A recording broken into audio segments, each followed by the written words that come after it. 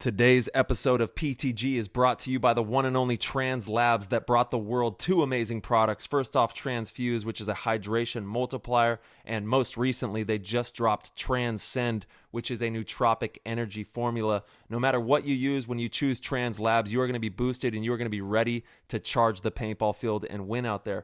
With Transfuse, that is a premium rapid hydration multiplier and immunity fortifying formula scientifically designed to replenish you at the cellular level. And they use all natural ingredients in this product. We've got zinc, we've got vitamin B6, we've got vitamin C, sodium, potassium, choline, and it is an amazing way to make sure that you're hydrated and prepared to play top-level paintball. When it comes to Transcend, that is a premium nootropic energy formula designed to increase cognitive performance, elevate mood and clarity while supporting long-term brain health, and it's going to leave you feeling great with no crash or jitters. It's one of the only products in the nootropic space backed by research studies to ensure the formula is correct for optimal performance. It is more potent than anything on the market, and it will keep you charged and ready to win out there.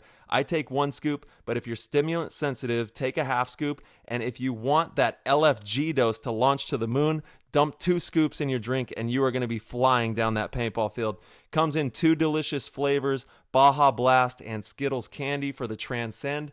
And for the Transfuse, they have 2 new flavors as well, Pineapple Express and Hawaiian Punched. So if you get a chance, head over to translabs.com. That's TRANZLABS.com. Use code PLAYTHEGAME and you'll get 10% off. If you subscribe to a monthly delivery service, you also get 10% off as well. So you could take advantage of 20% off on these products. Head over to translabs.com and give it a go. This episode is brought to you by HK Army. The tournament season is right around the corner, and there's a ton of teams out there who still haven't finalized their 2023 gear sponsorships. Well, look no further, PTG fam. HK Army is offering team sponsorships along with custom designed team jerseys, pants, dry fits, gloves, and more. Get your squad in matching gear head to toe from HK Army, and be sure to let them know that PTG Podcast sent you. To get your team sponsored, simply email teams@hkarmy.com and ask for the HK Army sponsorship program. That's teams, TEAMS, at hkarmy.com to kick off the 2023 season in style with HK Army. This episode is brought to you by Lone Wolf Paintball. They are an amazing online supplier and have been around since the beginning of the game as Michigan's premier paintball field and paintball supplier since 1987. They are rapidly expanding into the online retail space and supplying everything you need to be the best paintball player you can be. They have got it all. Head over to lonewolfpaintball.com and shop all of your favorite brands. And they also boast amazing customer service and will have this out to you with same-day shipping, which is amazing. It's always nice to know that your stuff is on its way immediately so you can start to use it that very next weekend of play. Check out their YouTube, Lone Wolf Paintball, and their Instagram @LoneWolfPB, and stay up to date with all of their deals and sales. Play the Game Podcast is immensely honored to have them on board, and we cannot wait for you guys to check out lonewolfpaintball.com and become a part of their community. What's going on, PTG Nation? Thank you guys so much for tuning in. This episode, we have Ryan Moorhead and Chris Caputo join us in for a great conversation. We learned a little bit about the Hormesis one-on-one tour. I made a big mistake. I thought Chris Caputo won the one-on-one event. I guess he got second place to Frank. So shout out to Frank for taking the gold out there in the Northeast. And then we had Ryan Moorhead come in and really lay down some knowledge. Ryan is always really interesting to speak to. He has a very open mind and has a really unique and fantastic way of explaining things. So it was a pleasure to have him on and have a little bit of banter back and forth. There's an excellent segment at the very end. You guys don't want to miss it about our generation versus the new generation. And Ryan threw an audible in there about his generation, which has some heavy hitters. So you guys are definitely going to want to stay tuned all the way till the end. And without further ado, we're going to hop in the show. That was an insane inside move by Marcelo Margot. Great communication. And the crowd starts chanting Harmon. Great Great shot by all the guys, though. Tyler Harmon saved that game. He came out with 2 wins. Marcelo Margot was on fire.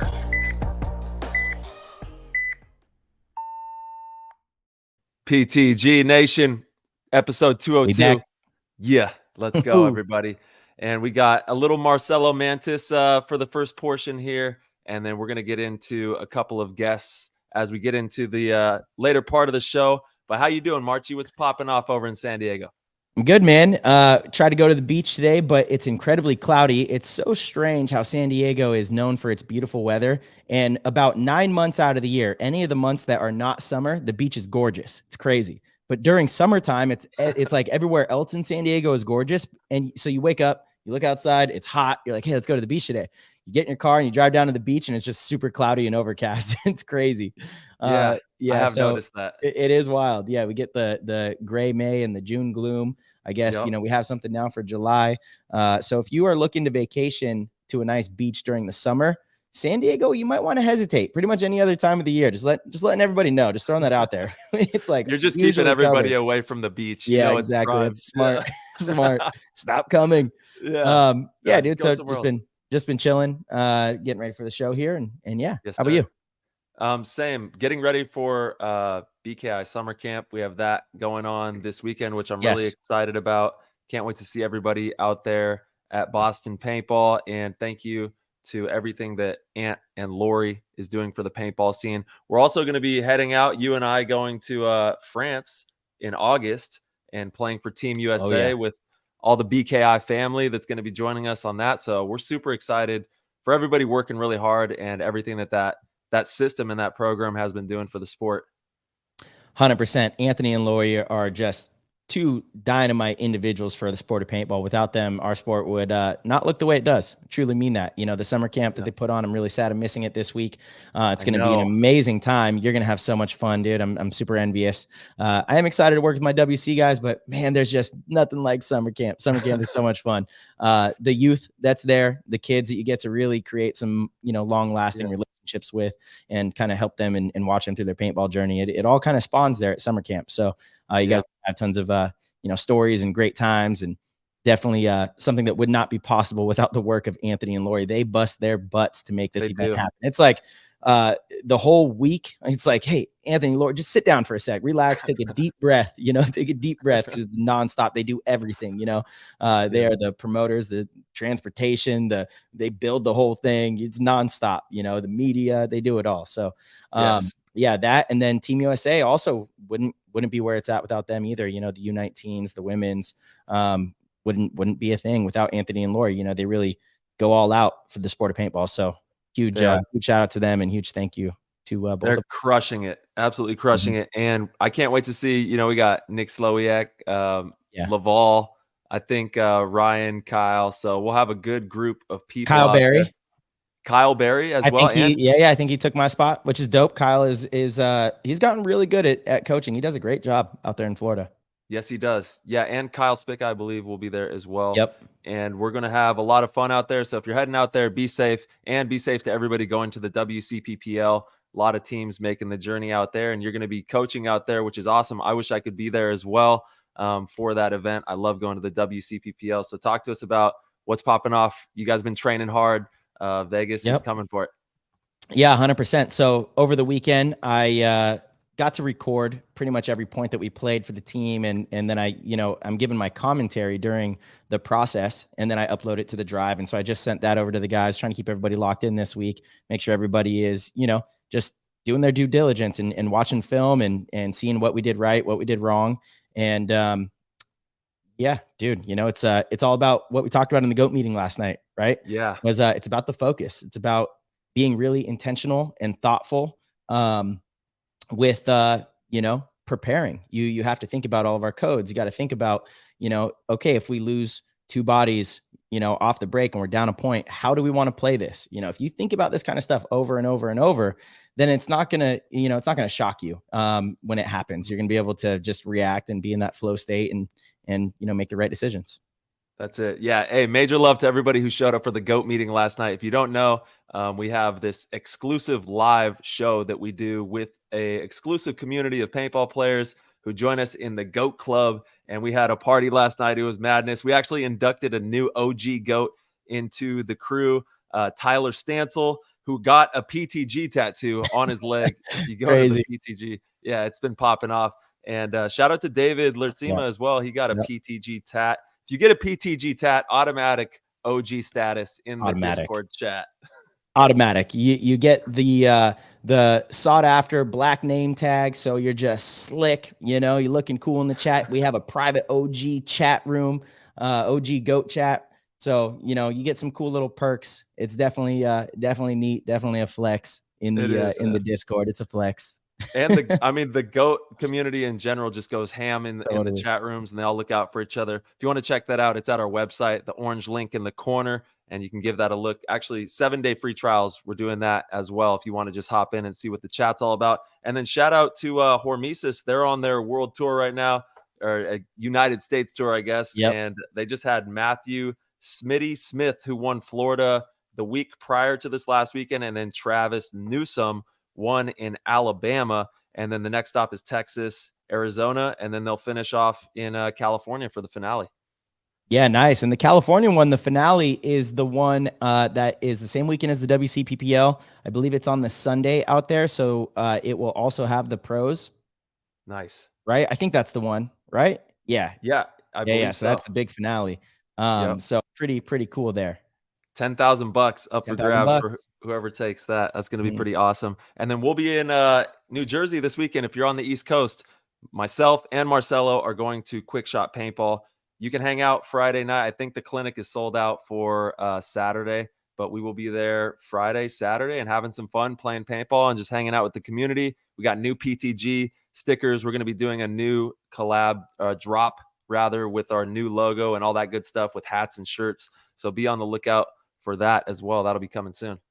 Yeah, dude, I'm excited to get out to Quick Shot. Haven't been there yet. Heard nothing but good things about the park. We talked about it a ton on the show. I know we have a lot of players that we work with that are from the area. Quinn is obviously from the area, so very excited to get out there and work with those players. And speaking of the Northeast in that area, we've got Young Stunner in the green room right now. I say we bring him in.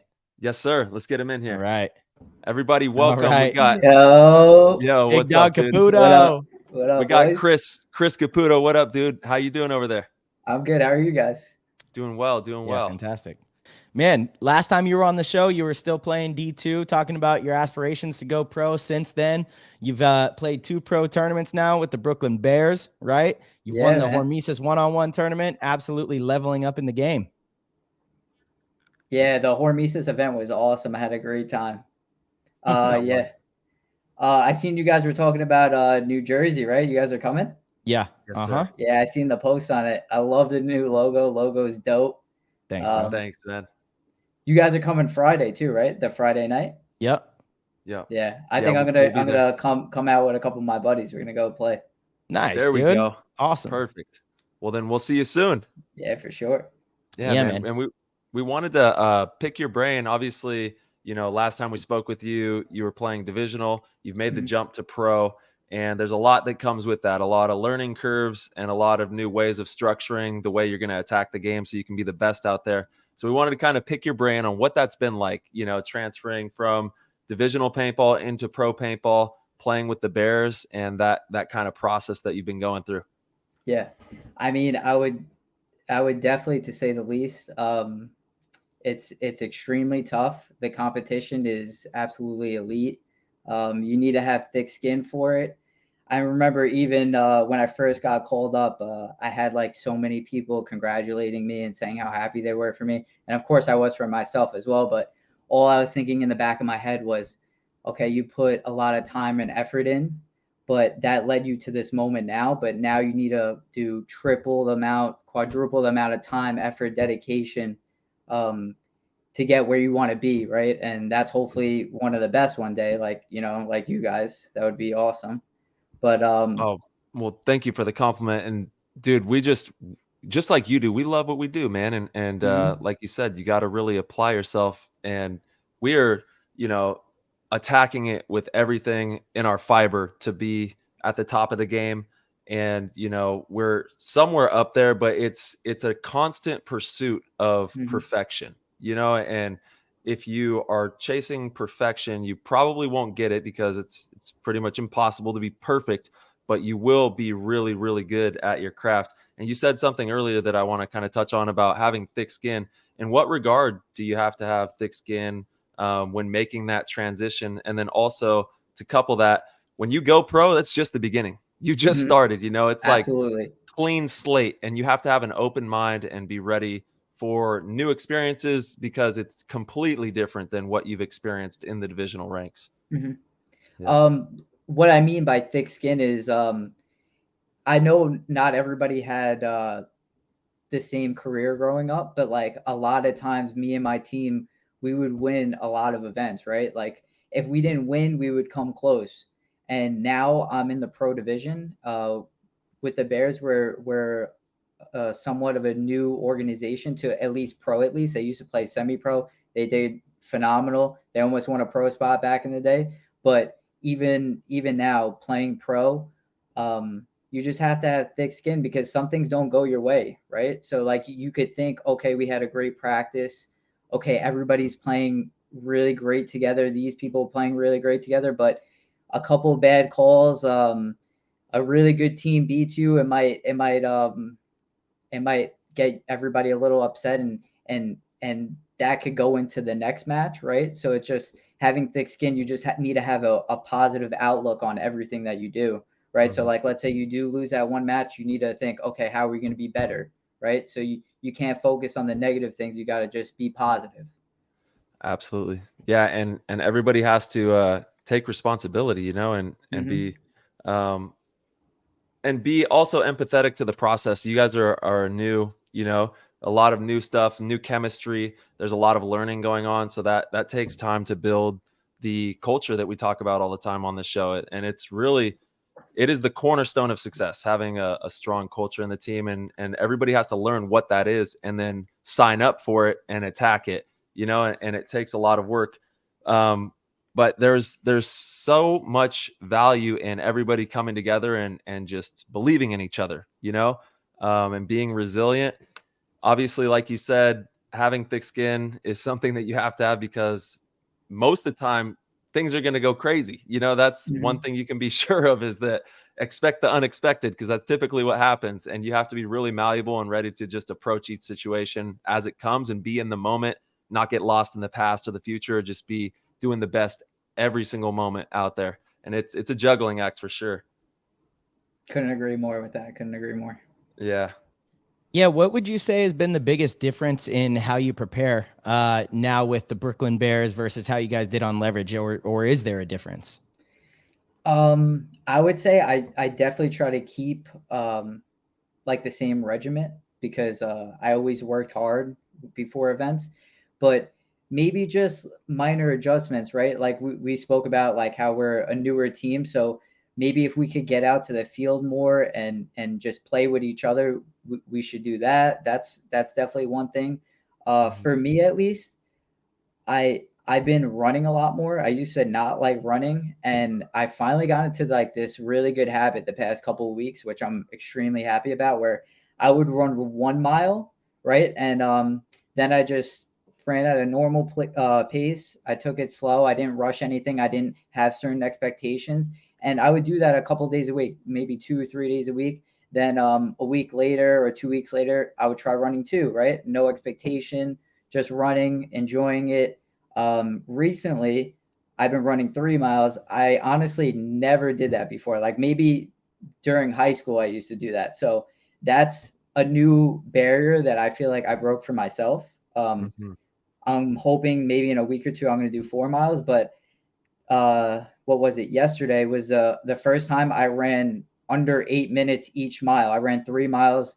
My first one was my longest, which was like 7:45. The next one was like 7:30, and then my last mile I got in 7:20s. And like I just never did that before, and I that was like the first time I pushed myself, and I genuinely enjoyed doing that. So that's one thing that I feel like is going to help me prepare for the next event, right? Since I never did that Mhm. before, I think it's going to bring me to that different level. Maybe during a match, a long match, I'm going to have just a little bit more legs than the next team or even the person in front of me, where I could beat them to a spot and hopefully shoot them, Yeah. No, I love that, man. It's about, if you can just like every day get a little bit better, Just a like little bit, just a whatever little bit. it is, 1%. just pick a subject, pick one. There's hundreds of things that you could hundreds of things you could do, whether it's, in the metaphysical and your thoughts, physically, something with your gear that might be off. There's so many different things that you can do to up your game and bring the best version of yourself every time you step onto that field. And if you're focused on doing that, and you have to really be focused and allocate time to it, which is like the most precious commodity we have, right? Is our time. And you have to be really good with your time and managing that so that you can make sure you are putting the time where it needs to go, making sure that every day we get a little bit better. And I know you work your butt off, man. And that's why you've been able to, be where you're sitting at with that Bears shirt on, playing pro paintball. Yeah, let's go. And we're hungry, dude. That's what it takes. And I can't wait to see how it develops for you guys. And shout out to the Bears one time. Shout out to the Bears, man. Badass squad. I love that team. 100%. Chris, I was kind of referring more to the team dynamic, right? Usually when you set up a practice with your team, I'm curious if the Bears have a different structure than you were used to on leverage. Mm-hmm. Yeah. So for me, like, I would usually be lining up like all the practices and stuff like that, but the Bears guys usually do that. And we traveled a few times. We went to Houston. We played Tyler's team, X Factor. So I would say by the different structure, we've been playing a lot better teams, at least for me, at least. Like, we've been playing a lot better teams. That's one thing. We've been playing a lot more points. For me, like we would play maybe like 20 points, and that was like a good day, right, for D2. And I'm sure even a lot of D2 teams, like that would be like a lot of points for one day. A lot, yeah. Over here, we're playing like, I don't know, how many do we play, Tyler? Like easily 35 like, in a day. Like we're doubling that, right? And we were doing that Friday, Saturday, Sunday. So it's just playing a ton of more paintball, trying a lot more different things because you're playing so much, right? So like now you have time to waste certain points. They're not waste, but I'm saying like you could try certain things like 20-second points, 30-second points, trying to hold things down, saying, oh, could we triple up the back center and have somebody jump out wide at the end, or are they going to drop the lane, So there's just so many different things you could try. So I would say in that aspect, that's what we would do different. Yeah, solid. And that's crucial. Really what I was trying to kind of lead you to is that there's a lot more intention in pro practices, right, than a lot of divisional teams. And it's like the biggest thing that I noticed when, and Tyler, you've been working with a lot of teams lately too. I'm sure you would agree that when you go to an organization, for the first time, and it's a divisional organization, typically they're just playing points. They'll go out there and they'll play their 15, 20 points, at best, and then think, hey, we're ready for the tournament. We had a ton of really good points, But what you didn't do is you didn't figure out, if we're down 1 with 40 seconds to go, do we have a play for that? If we're up 2 with a minute and a half, what are we going to do? You didn't have intention in your practice. You didn't have goals, so that when the tournament rolls around and you actually have a scoreboard, a clock, it's, there's a score that tells you how to play the game.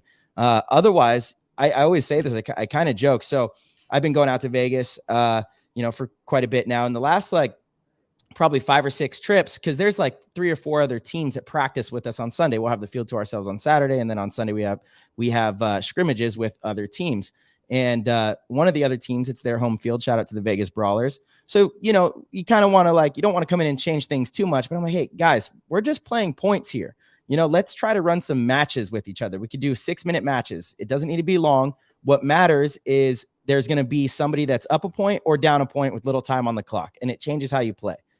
So even just a 6-minute match, usually the scores will be 2-1 or maybe, 3-2. So it's super low scoring. That doesn't matter, right? It's not supposed to simulate a full match, but it teaches you how to play the clock, right? Which is everything. It is so crucial.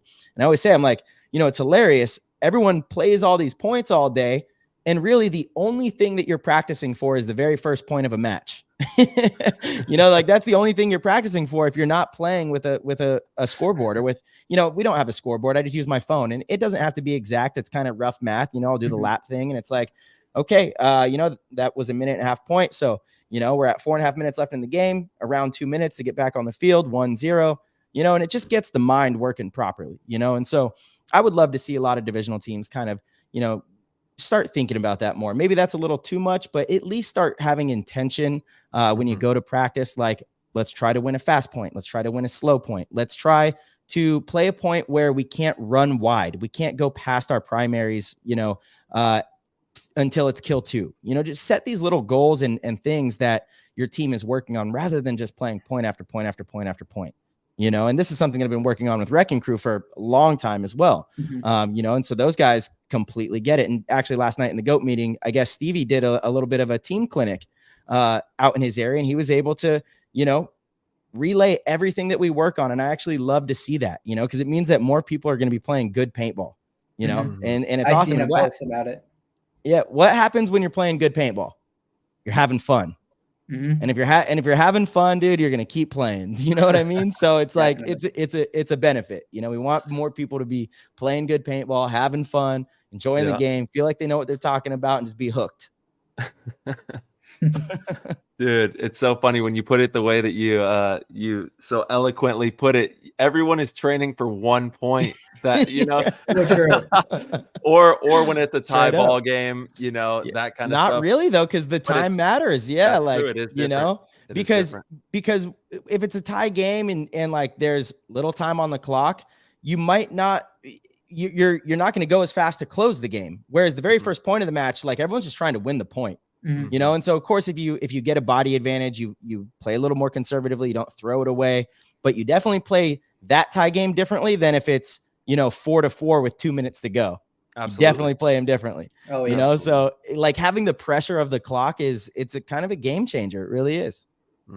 Every field in the US that has a tournament paintball setup should have a scoreboard. I know it's an extra cost, but damn, that would be awesome to be able to like actually run some sort of scrimmages and have teams be able to just book out slots. I think they would benefit tremendously.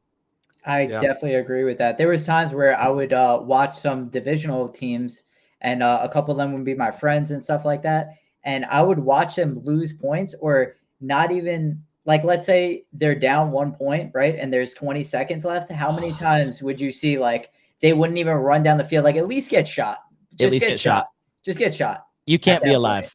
You can't be alive. Just don't be alive. Just run down. I don't care if it's aimlessly. I don't care where it is. I don't care if it's right to their start box, to their corner. Just try something. Don't leave any time on the board and you're still alive at least. I so agree with that, dude. Yeah, and obviously Maddie talks about it all the time. It's, as he says, the cardinal sin in paintball, right? If you're down a point and the clock's ticking, you got to send it. You got to send it. You got to send it. Yeah, do not be sitting in your bunker. Yeah. Yeah. Go. And it sucks sometimes. You're like, there's zero chance of winning this one, but I gotta go. I gotta go. Yeah. All right. About to get torched. Here we go. But what's so funny is you never know, because sometimes you can break through. Sometimes you can break through. So, I definitely agree with that. There's times where like maybe you're the missile, right? And you're the one that gets shot 10 times, but your buddy comes behind you and there's 2 seconds left and he's able to hit it. Totally. It happens a lot. It's worth a shot. 100%. 100%. You don't want to go home thinking like, oh, I lost the tournament and, there was still 10 seconds and we had a chance. Yeah, 100%. No, you're absolutely right, Chris. Yeah. So, man, dude, champ, talk to us about the one-on-one event. What Oliver and Hormesis are doing right now is pretty epic. It's really exciting. Very cool buzz around the whole thing. Talk to us about your experience. Experience was definitely awesome. I don't know if I didn't win it. Oh, I thought you did win. No, I was in the finals, and it was actually me. Man, it was actually me and one of my buddies, Frankie, that plays on Leverage. There was a crazy back and forth match in the finals where we actually expired on the time. So this is what happened. Ready? It was 8-6. He was up. I wind up trying to just attack, right? There's like 45 seconds left. I'm down 2 points. I just try attacking him. First one, it's a Simo, which is like both of you are out. The next time it's 30 seconds left on the clock. And I just kind of just start running at him, and I was just hitting my shots. I hit one shot, then there was like maybe 20 seconds left. This is And, exactly what we were just talking about. You know, Yeah. yeah, Clock. exactly. Hold on, though, Tyler. I thought this was the winner. What do we have him on for? Should I get off? Bro, I'm just playing. That's crazy. I did know that Frank won, actually. Yeah, I don't know why. I think it's because I was rooting for you so hard, and then I thought I saw you made it to the finals. And I thought you won. Damn it. Yeah. Anyway, okay, so 20 seconds on the clock. You're up. Yeah, 20 seconds on the clock. I try like tricking him real quick. I try moving his gun. I got lucky. I jumped the lateral across, shooting at the top of his bunker where I thought he was going to be. Got a nice shot on his mask. Oliver saying 5, 4, and I'm like running, and I'm so out of breath. I was so tired. I jump over the star box like Fetty, and I hit the buzzer with like 2 seconds left. I tie it up. The time expires. Yeah. Then the time expires. So now it's race to 2 or best of 15. And then we were just going back and forth, right? I think I won another point, so I only needed to win one more to win because now it's 8-8. So yeah, I just needed 2 more to win. And then he hits a nice bounce shot on me. There's a lot of bounce shots on the field. Gets a bounce shot, clips me in the mask. Then we go back and forth a little bit more. We wind up finishing it off. He wins 10-12. Dang. Oh man, dude. It was a sick match. Yeah. And I called it from the beginning. I was like, if anybody's beating me, it's Frank, because if anybody knows him, you did it to yourself. What? You did it to yourself. Yeah, but he said the same thing because we always play each other. Like we drill each other. For me coming up, I would definitely say one of the big parts of me coming up, because me, him, Zach, and like Sanborn. Mm-hmm. But like me and Frank specifically, we would always snap shoot. We would always do one-on-ones. We would always do drills. And there was some days where I would beat him a lot more. There was some days he would beat me a lot more. So it was kind of just who's on that day. And he was just a little bit better than me that day. And, kudos to him. He played great. He deserves it. And I bet you if he goes there, he's winning it. And I'm going to be honest. I'm that confident. He's calling it. He's calling it right now. I'm calling it 100%. All right. We'll see what happens in Southern California. And, there's a funny trend that happens when players do one-on-ones. They snap shoot, they run and shoot, they do the work. Man, look at that. They go and they do amazing things in paintball. Isn't that crazy? Crazy. Crazy. Man. Well, I'm a little disappointed in myself for not recognizing that. Do you have any chance of going to the final event? If I travel to go play another one of the other ones? Yeah, I definitely could. And I think if I went there, I honestly think I would win one of them, no matter like which one I went to. Because I was worried about just playing Frank. Like in semi-pro, like that's who I was just worried about playing. So I think I would have, if I went somewhere, I could win it. But I don't know. I just don't feel like traveling. I had my shot. No way. You got 3 more chances, dude. You can do this.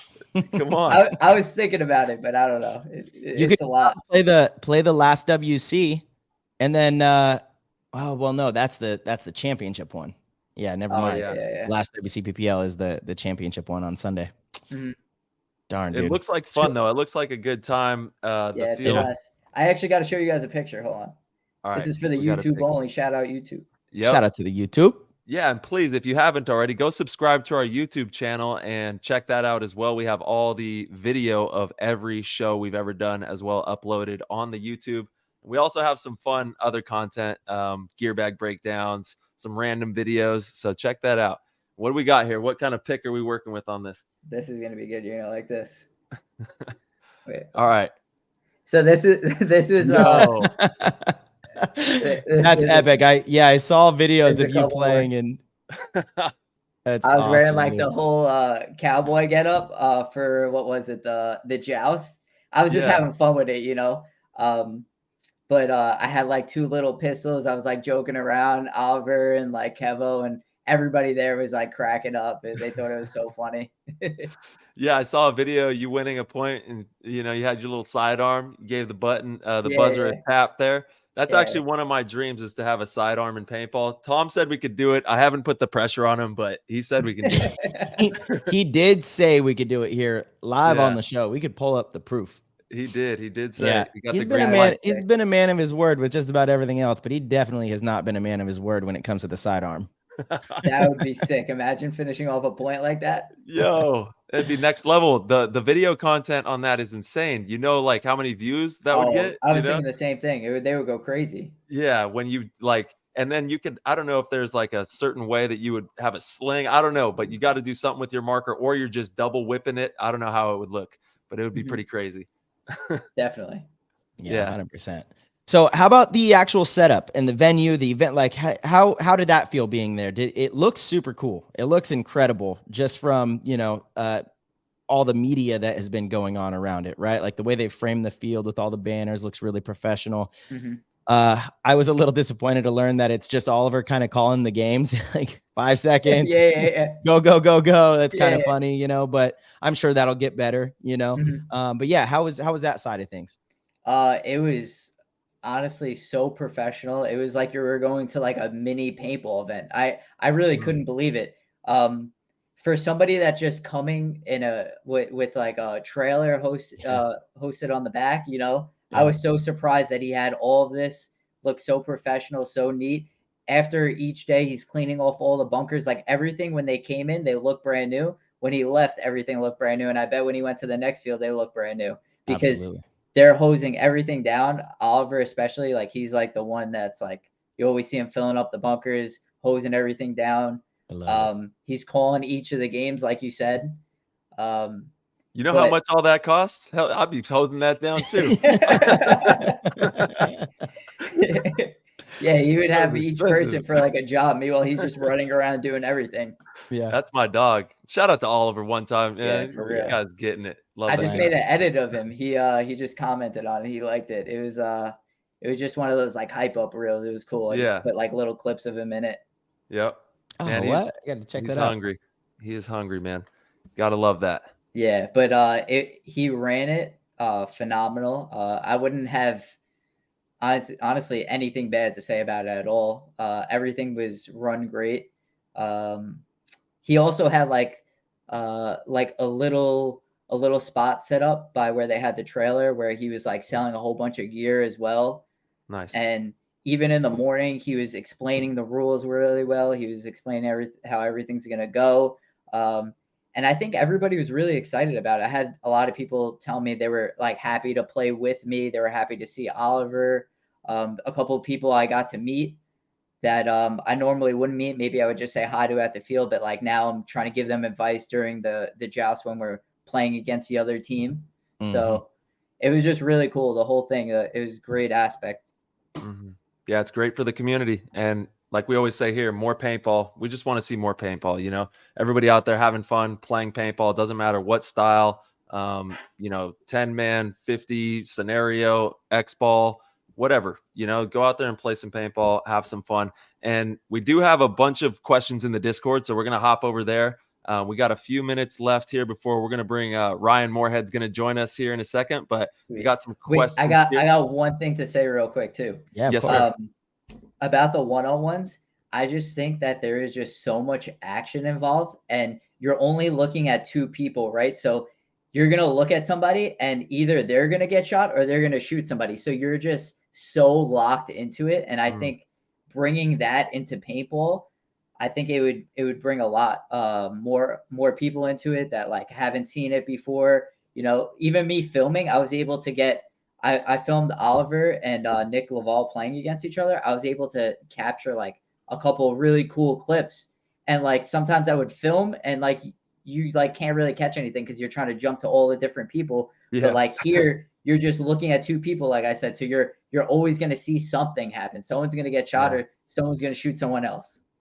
Well, that's one of the biggest problems with paintball is it's hard for the eyes to digest everything that's going on with a 5 versus 5 format. There's 10 people on the field all doing different things, and it's just too much information for the eye and for the mind to receive, but when you really simplify it and you give the eyes a really digestible format, paintball really does change. And ever since I was a youngster, me and my dad always talked about, different ways that paintball can thrive. And this really does have a very viable opportunity of becoming something really big in the space of paintball. We have yet to see a really big monumental one-on-one series, and this could do something like that and possibly change a lot of lives along the way too.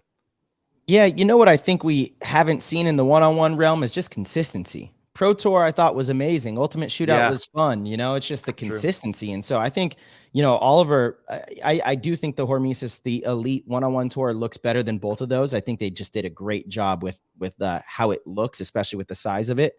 But if they can be consistent with this, I agree. I think it could definitely bring in a ton of excitement. It's very exciting to watch. However, I hope we never go away from team 5-on-5 paintball. To me, Agreed. that is the game. Yeah, 100%. It's the best. But this could be a great way to get Segue. people. Yeah, great segue. Get people attracted. It is definitely more filmable, easier to watch and digest. You know what I mean? So, yeah, totally. Yes, sir. Yeah. All right. For the Discord, we got Mole King, Tank Dangle, who's in the PTG Discord as well. He says, Chris, you have a saucy style. Can you tell us your top 3 rules for paintball fashion? All right, top 3 rules. One is you definitely got to match to the best of your ability. The more you match, the better you look. So I know Marcelo knows about that with the blue cleats and stuff like that. That's definitely one. You gotta have nice hair. Sometimes I let the hair out. And gotta have nice hair. And 3, I don't know. Got to be good. There you go. You got to be good. That is actually great for paintball fashion, because if you have all the other stuff going on and you're not good, nobody cares. Yeah, it doesn't mean anything. Nobody cares. Oh man. All right, nice. Here we go. I have from Cyrus. Chris, after playing Oliver's one-on-one tournament, what are some of the things you need to improve on post-event? I would say some of the things that I need to improve on. One of them being, I would say, when I was running and gunning. So for me, I'm shorter, right? And the people that were playing were a lot taller than me. So they were looking over the cakes. I wasn't playing with the Aztecs. I was like really hoping I was going to get to play with the Aztecs, but I wasn't able to. He had the cakes. So for me, I had to really focus on my lateral movements, running and gunning, shooting where I think they would be. And I think if I was able to hit those shots, instead of, let's say I hit them 50% of the time, if I was able to hit them 60% of the time, it would have been the difference from winning and losing, right? So that's just one thing. And that's actually what I was drilling today. So I went to go drill earlier today. I was working on lateral movements, and I was working on shooting top of the bunker. And even I did a little bit of edging too. And I was doing that. I think you guys had that at the BKI camp where you would have 3 cones, right? And you would have somebody start in the middle, and then you would go right 2, and then you would run to the right and shoot the second cone, and then they would say like left 1. Just always switch it up, keep your brain thinking. But absolutely, I would say things like that. Yeah, nice. It's very important. You got to stay sharp. We got Osborne for this. Chris, with the move to pro, what aspect of the game changed the most? I would say playing the top level players. Sometimes you think you're 1 or 2 steps ahead of them, and they're 2, 3, 4, 5 steps ahead of you. And I learned that playing you guys, Tyler, in the practice and X Factor. There was times where I would think I got the jump on somebody, and they got the jump on me. And also, you guys don't miss. When I'm snapping with you guys, there's I would say almost every time everybody's hitting their first shot, almost all the time, especially in tournaments. Everybody's hitting their first shot. So it's you either need to hit your first shot and get back in, or hope he doesn't shoot you, which is most likely not going to happen. Or hide. Yeah. Stay alive. It is so interesting. Paintball is interesting because I feel like if you watch football, you watch a high school athlete, wide receiver, run a route, and then you watch an NFL player, you can visibly see the difference. Mm-hmm. You can see it. It's just apparent. They're bigger, they're faster, they're stronger. You can see it. In paintball, you could watch D3 players, good D3 players gunfight with one another, and then watch pro players gunfight with one another. Maybe good D2 players gunfight with one another, and then pro players gunfight with one another. And it kind of looks the same. It doesn't look totally different, right? I agree. But then when you get on the other end of the gun and you have that good D2 player or even semi-pro players versus a high-level pro player, and it's really not even it's whoa, hold on, this is totally different. Yeah. Because the rhythm of the gunfight is really the difference maker. It's not all about the quickness, the fundamentals, it's the rhythm of the gunfight, and like understanding gunfight IQ is a whole different thing, So I think that's really interesting about our game. Yeah. And like, even when I would play, like I would say in D2, I would head check a lot. Like I always want to see where everybody is. There's times where I'm head checking and getting shot, and I'm just like, damn, like that used to never happen, Yeah. So like now I need to change how much I head check, maybe show only a piece of my mask, only look like one eye, versus coming out with my whole head, trying to look at the whole field. You need to make little adjustments. I would say like for me, it's just making the little micro adjustments, but obviously a whole bunch of them. And then hopefully one day I could evolve my game even further. Totally. Well, All right. You're on your pathway, dude. And I just want to put this out there. I know, we've been playing professionally for quite some time now, and you've just entered the pro ranks, but nothing changes when it comes to staying humble, being humble, and working hard. Don't get your head too big from nice things people say, and don't get blown apart by mean things people say. Stay focused on your journey. Do the work that's necessary to accomplish the goal that you have put forth for yourself, and stay focused and be diligent with your work, and anything is possible. But I just don't want anybody out there thinking that me and Marcelo think that we're King Tut or something. It's like we work just as hard as anybody to make sure that these things come to fruition. And that's what it takes, is a diligent mind and a diligent work ethic. And man, the world is your oyster, whatever you want it to be. I completely 100%. agree. Yeah, man. We Chris, appreciate you, dude. My last question from the Discord is from OG Paul. He wants to know, and this is a great question, what was your feeling the moment you stepped on the field as a pro? And what were your thoughts the night before? I would definitely say first time stepping on the field. It's just a great feeling. I don't know. It's something you really do have to experience. But I have to say that I was just thinking in my head, like, wow, like everything that I've worked for like the past couple of years finally came into fruition. Yeah. And I believed it for so many years. I knew I could do it. Like there would be so many people, like you said, Tyler, that would say, oh, you're good, but like getting into pro, that's extremely tough. Hopefully you get there one day. But in my head, I'm thinking I'm going to get there one day. I don't know when that day is, but it's kind of up to me, right? How much time, dedication, all that stuff I put in. But, just getting out there for the first time, I just felt everything come alive, right? And just playing out there, it felt right for me. It definitely felt right. And I would say the night before, I kind of couldn't sleep because I was just thinking about it so much. But sure. Yeah, that's kind of that. I get it. Amazing, dude. Yeah, brother. Awesome. Well, congratulations, and keep working hard. Keep having fun out there. And I'm sure we'll see you soon at a practice, or if at the very latest, we'll see you in Chicago for the. Yeah, for sure. I mean, I'll be at the Quick Shot thing. So. Oh, yeah, dude, that's right. Yes. Yeah. Yes. We get to see you this 100%. Weekend. I might come Saturday just to hang out, say what's up to you guys. Yeah. Cool. Dude, yeah, we love it, man. For sure. Come out. Absolutely. Well, we'll see you in a couple, 10 days or something. 9 days. Yeah, for sure. All right, brother. Awesome, well, you have a good night. All right, you too, hey, guys. Actually, before you go, drop your Instagram handle. Let everybody know where they can follow you on your journey. Oh, okay. My name on Instagram is Chris Caputo 14, and that's kind of like for Facebook and TikTok. It's kind of like all the same thing. And shout out to the Bears. Shout out Magic Mike, Weapons, Virtue, Shocker. Yeah, pretty much Hell it. Yeah. Nice, they make it all come to life. Just so you know, you're still the winner in my book. Thank you, Marcelo. Let's go, Chris. You won. All right, I might have to go fly out. Maybe I'll win. Love it. Send it. All right, brother. Thanks for joining us, and we'll see you soon. Yes, sir. Brother. See you guys later. Peace. Later, bro. Young Caputo, dude. He's the man. Yeah. He is. Good kid. Humble, hungry. Yep. A lot of potential. Good to see it. Love it. Good to see that. And he's been working hard, and that's what, he's finding out it's a learning curve going to pro, but it's going to just be brand new moments, figuring it out.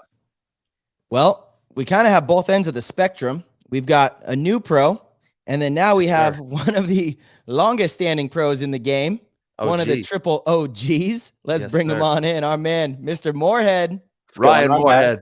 What up, Ryan?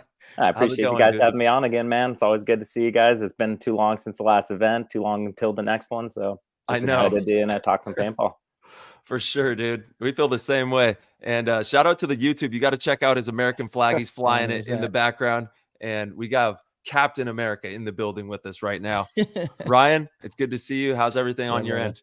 Everything's great, man. The kid's doing good. She's healthy, she sleeps at night. She runs around all day during the day. She's becoming a funny little character. So it's been real Yes. good. Been nice to get back to get some quality time with them. It's hard on families when you're gone as much as we are, even though we're not as gone as much as we used to be. But at the same time, as long as are spending good quality time when you can, that's the important thing, Yes. Yeah. And it looks like you guys have been having fun. She's walking all over the place now. And just running. She doesn't like walking too much. Running and climbing on stuff. Oh my Nice. God. Yeah. It's once they start moving, you got to button the hatches on everything and make sure, it's safety first because they get into everything. You got to let them get beat up a little bit though, so they learn, But True. slight True. safety I like first, that. slight Yeah, safety 100%. first. Yeah. Yeah. But just it happens quick. Like they could be doing like nothing new for a little while, and then all of a sudden it's like bam, bam, bam. They're a completely different kid, which is crazy. Yes, that was the one thing I didn't know before Fatherhood was how quick they just change. It seems like every week, they're changing and becoming a brand new individual, learning new things. And you're like, wait, hold on. What happened to my little nugget that didn't move and was just like chilling? Now you're getting into trouble. Yeah, nope. I mean, I obviously haven't been doing it as long as you, but just seeing their little personalities come into existence and seeing them become their own individual is really cool to me. Heck yeah. Yep. Max, my youngest, is rocking a mohawk right now. Yeah. We were talking to each other. Yeah. I saw the picture. He's looking good. He's a savage. And he's like, I was really worried about him. He started kindergarten here this week, and I was worried that, maybe he would like have a breakdown and want like, I want to go home and bite someone or anything. Yeah. Bite someone, get into a scuffle maybe. But he's been absolutely amazing. The teacher says he's doing great, and he's like super excited to go back each day, which is fun to see that. That's awesome. He's like, he's hungry for the knowledge. He's like, Dad, I got homework today. I'm like, yeah, buddy, let's do it. You won't like that forever. Keep that same energy in about 10 years. I know. It's so cute to see it like that because it shifts as they get older. Yeah. But it's Maybe amazing. It won't, though. Maybe he's just going to be big time brainiac in the books, baby. You never know. I will say, I thoroughly enjoyed like the education and learning about things. I got, 3.5s to 4.0s in school and I traveled while playing paintball. I would take all my homework with me, do it on the road. And I don't know. It's also I couldn't play paintball if I didn't do good. So that was another thing. I think too many people because I didn't like spending a lot of time doing homework and things like that. Like I was a good student, but like I tried to just pay attention as much in class as I could so that I could eliminate all the side stuff. You know what I mean? Yeah. And if you do that, then it's like you're not wasting any time because the time you have to be there, you might as well listen. True. And like sometimes even when I wrote notes, like I'd write notes just so it was like double imprinted in me, but I'd never look at them again. But it was just enough, like it was like cramming in those little classes and then just being like kind of forgetting about it when I was out. Yeah, I wish I could go back and do school over again because even when I was in school, I did not pay attention very much. I did the bare minimum to just pass my classes and get through. I didn't enjoy the education system much. I loved history class, so I always paid attention during history. I really enjoyed that, but everything else just really bored me.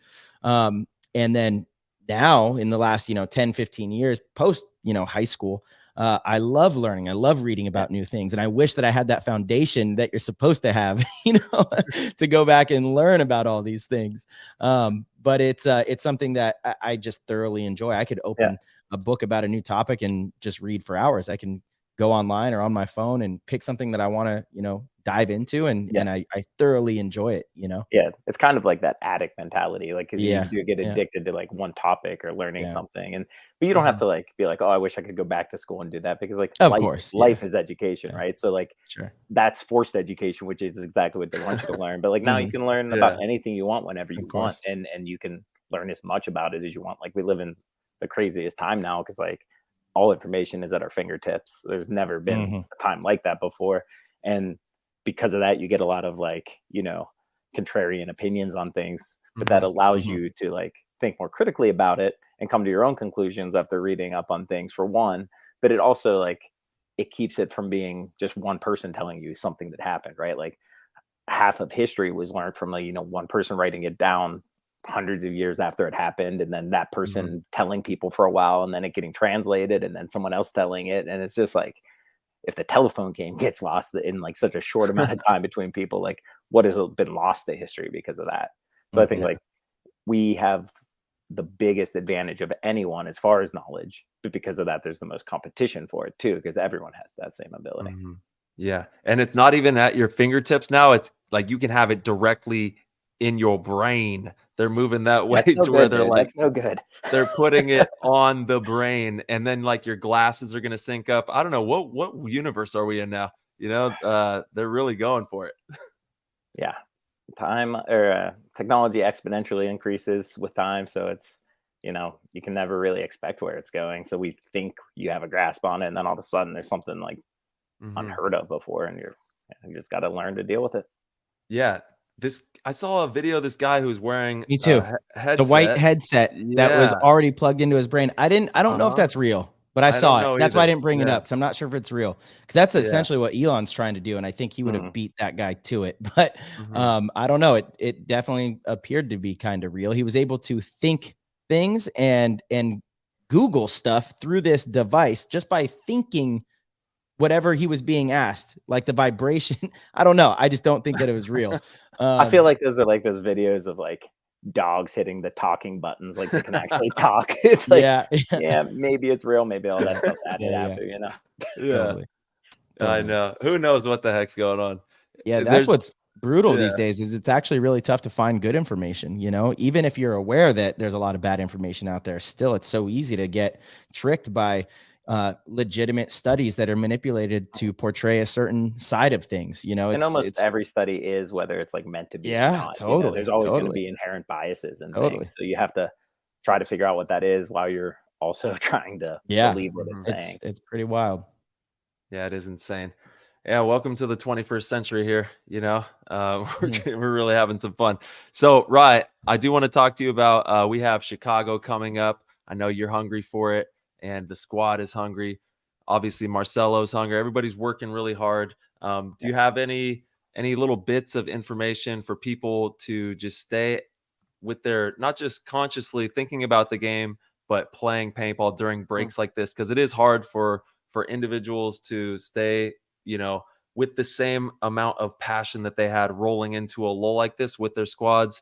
Divisional, I think the divisional camps that play the local tournaments, they tend to play, I think, even more paintball than we do, kind of in a tournament setting, because they don't have this huge gap, this like 2-month gap. But for everybody playing NXL, what is some advice for just, staying hungry during this time? Yeah, obviously you have to play a lot and you have to put in the effort there. But I think the biggest, hurdle to overcome is just a mental hurdle. You have to be hungry whenever you go out and play. You can go out and play on weekends just for fun, and then you can go out and play and put in serious hard work, like drilling, or you could be at a team practice or a tournament. Those can all have different goals in mind, and you have to realize that every time you're doing one, you're not getting all the benefits of each one can give. So you just have to be mentally sharp, and like, if you can't get out and play, then you should be thinking about paintball. You shouldn't force that. But if there is something, you shouldn't try to avoid it, right? Like, you should think about situations and games that you've had, and where you think you can improve, how you think other people use their skill sets, and how you think that people try to counteract your skill sets. And you should just be thinking about all these things all the time. You should be thinking about like how your teammates play and how the people you play with on those lines play, and you should think of how you can better help each other, right? Because when you get to the top of the pro level, it really comes down to such minute details that any edge that you can gain is more valuable than anyone that you got before that, right? Because you're already just like fighting at the highest peaks. So I think, the more you drill, the more you play. Obviously, it's kind of the price of entry. But after that, like everyone's who's great is going to be doing that. So where do you gain those advantages? And you have to think about them, think how to put them into action, and then slowly put them into action, you know? Bro, you are echoing everything that we had a big discussion about this in the GOAT meeting last night. Cause it's something that I've been working on with my Vegas team. And it's about putting thought into the game during the week. If you put your gun away Sunday night and you don't think about the game until Saturday morning, it doesn't matter how much work you put in that weekend. You're taking 2 steps forward and then 1 step backwards. And then maybe you take 2 steps forward again, but you're going to take 1 step back. Why not take the 2 steps forward and then a half a step or another step forward during the week, right? And then 2 steps forward the following weekend. Just keep building exponentially by thinking about the game during the week. If you don't know what you're building towards or trying to enact something, it's less than taking 2 steps forward. It's more like walking on a treadmill, right? You're keeping at that level you're at. 2 steps on the treadmill? I just mean in general, just walking forever every day that you're out there. If you're not learning something or getting better, then you're just, you know, going through the motions so that you can say you did or post something on social media, but that doesn't help you get better. Totally. Yeah. I can't stress enough. I'm so with you on thinking about the game, even if it's 30 minutes a day. Just think about, okay. And, you know, I'll use the example for us, right? You know, it's like, okay, shoot, I got into the 50 snake, head checked against Tyler. His first ball hit me. What could I have done differently next time if I'm lined up against Tyler? You know, does he like to shoot at that spot for a certain reason? You know, just go through these things 30 minutes a day. Did I show anything when I went there? Right. Did I hit the bunker? You know, has he been playing that spot a lot, or was it random? Like, what are all those options? And did you have a better option? Because sometimes you'll get shot doing your best option. So you shouldn't, you know, change it necessarily. Because everything we're doing is like kind of coin flips or like small percentages. So you have to can't like overanalyze something too. You have to just like, you look at the whole situation, figure out if it was right or wrong. And then if it was right and it still didn't work out, then you do it again. And then if that doesn't work out, then you reassess the whole situation and see what you missed. Absolutely. Yeah, that's a huge thing as well. I had this conversation with Kyle Berry, actually. You know, Kyle's been doing a lot of coaching. He'll be coaching the USA U16s team out there in France, and he'll be with me in I think mid-August. We're going to be out in Boston working with the kids again. That's awesome. Because I really do believe that like coaching people, whether it's like formal or you're just helping when you're at a field to people, is the most valuable thing you can do. Because it makes you look at, you know, puzzles that you never had to solve before and figure those out. And the more you can problem solve, the better you are as an individual player. Absolutely. You know? That first started for probably all of us. I'm sure you too, Ryan. I know for me personally, that first started when I started traveling internationally and guesting with teams overseas, where you become the player coach. You know, you become the leader that is responsible for the game plans, what all the players are doing, the other team, you're responsible for all of it. That's when I feel like my game personally really developed. You know, I was able to take the next step because of that. So you become so much more aware of what really has to happen across the board to win a paintball game, not just your job. You know, I got to get into the snake and, you know, apply pressure. You know, no, you got to be aware of everything. Otherwise they don't know what's going on. 100%. Yeah. So, sorry, Tyler, just to finish off though, about my conversation with Kyle, you know, he really likes to break things down in a very analytical way. And we were talking about certain games that we've played against one another and games Dynasty's had against other teams. And he's trying to go through all these details. I'm like, whoa, pump the brakes. Honestly, you're being too critical now, you know, like that didn't work, but it, just like you said, it doesn't mean it was the wrong thing. Just didn't work that time, you know? And he had his mind kind of wrapped around trying to play perfect paintball. And I was like, it doesn't exist. You should not strive for perfect paintball. It really doesn't exist. There's like some sort of chaos that happens in the game. And you're right. Some of it's a little bit of a coin flip. Now you got to weigh the odds and know when to take that kind of a risk to allow a coin flip situation to even be there. But that's a different story, right? The point is sometimes you can absolutely do the right thing and it just doesn't work. You could also do the wrong thing and it does work, you know, and it's just kind of the nature of the game. So trying to play this perfect paintball, which I think I kind of fell into years back as well. I thought that there was a very systematic, critical way that you could play and control all the variables, and you really can't actually. You know, you can get almost there, but you can't control it all, and you have to be able and willing to manage the uncontrollable. You know, I will say, like, I've always thought you were like a really good pro. As one of the younger kids coming up, like there's not many that you look at and say like, oh, they're going to be really great or whatever. But over the last few years, like, because we traveled a lot together, we played a lot against each other, played a few times with each other. And I did notice that with you a lot, like maybe not like overanalyzing things, but like that's the side you tended to lean on. And I've seen it in the last couple of years, like you kind of not getting away from that, keeping that and still putting that all into like perspective, but also looking at like the more artistic side of things and like the flow. And I think that's where you've become like a lot better player in the last couple of years. And I don't think those jumps happen very often for like a player that's been playing pro that long. Like one of the only other players I can think of that like was already really good, but I thought became like a much better player later in their careers, like someone like Billy Bernaccia. But like you don't see like big jumps in people that have already been doing everything right. Like if their situations don't change that often, and I always think that's interesting when they do, and I like seeing that. So. Yeah, I think it's just the quest of constantly trying to get better. I would have retired if I wasn't trying to still get better at the game. You know, it's for me, the process is the most fun part of it. The actual competitions are a blast. They're really fun. You get to, it's kind of the, you know, proof of concept. You get to see, okay, does this work? You know, everything that we've been doing, all of the training, but it's the challenge of, can you continuously get better at this game? And I think you can, because I'm a firm believer that the game is more mental than anything else.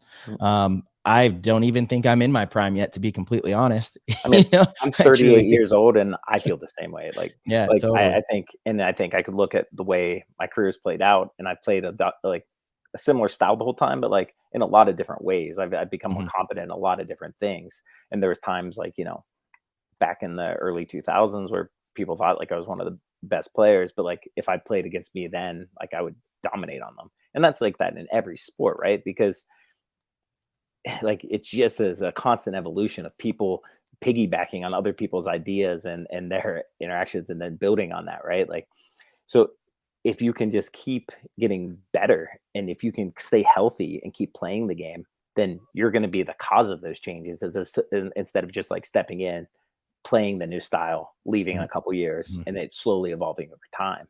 We have so much knowledge and time and energy put into it that it's our ideas that are changing it. And I think that's the absolute coolest thing, like you said. And that's why I agree with you. It's the process. It might not be each individual step, but it's being able to not only be among the best at like anything you can do in the world is pretty cool, but then being able to put your stamp on it, being able to like, I don't even care if I'm remembered for it, but like just knowing like the things we've done in the game and the things that how it's changed in the course we've done and how many adaptations we've gone through in the game, but also at like personally to get it there. And I think that's self-rewarding, right? Like I don't need a history book to write that down, but like I do it. I still do it, and I still have the same eager anticipation to do it. And I still get the same like fervish excitement because of that, right? It's because of how that makes you feel. It's how it makes you feel accomplished. Absolutely. And we've all seen the game through so many different iterations, you know. I know I started playing woods ball, you know, and I know a lot of, you know, we started in the woods, went to like hyperball, spools, airball when it first had its iterations, and then all the different forms of airball that we've seen.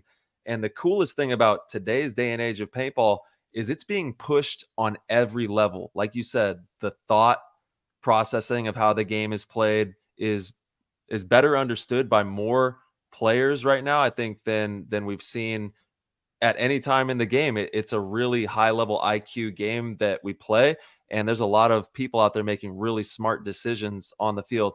But not only the mental, but the physical is crazy too. There's people that are working insanely hard, you know, to make sure that they can do the best that they possibly can. And it's cool to see everyone in the pros shining the light on the sport, giving it a good name, giving it the attention that it deserves and the professionalism it deserves. And then having players like, you know, David Montgomery, pro NFL player, come on the show and talk about how, you know, paintball isn't just shooting guns. It is a really difficult sport. Yeah. You have to be smart. You have to be, you know, physically ready. And it's cool to see the top tier pro players from other sports giving paintball the credibility it deserves, because we still have so far to go and getting this thing the respect, man. Put some respect on it.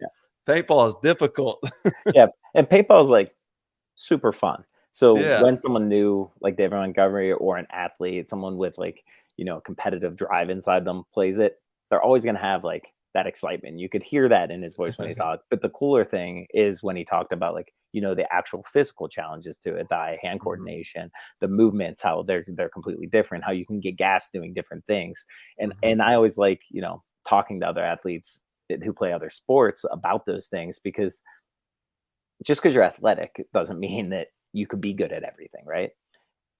There's like so many facets to it. And I've played, you know, with a bunch of the Steelers before and stuff, and the same thing. It's like they get on the field and they could be the most like graceful, like powerfully explosive like athletes, and then they get on the field and they look all goofy and playing.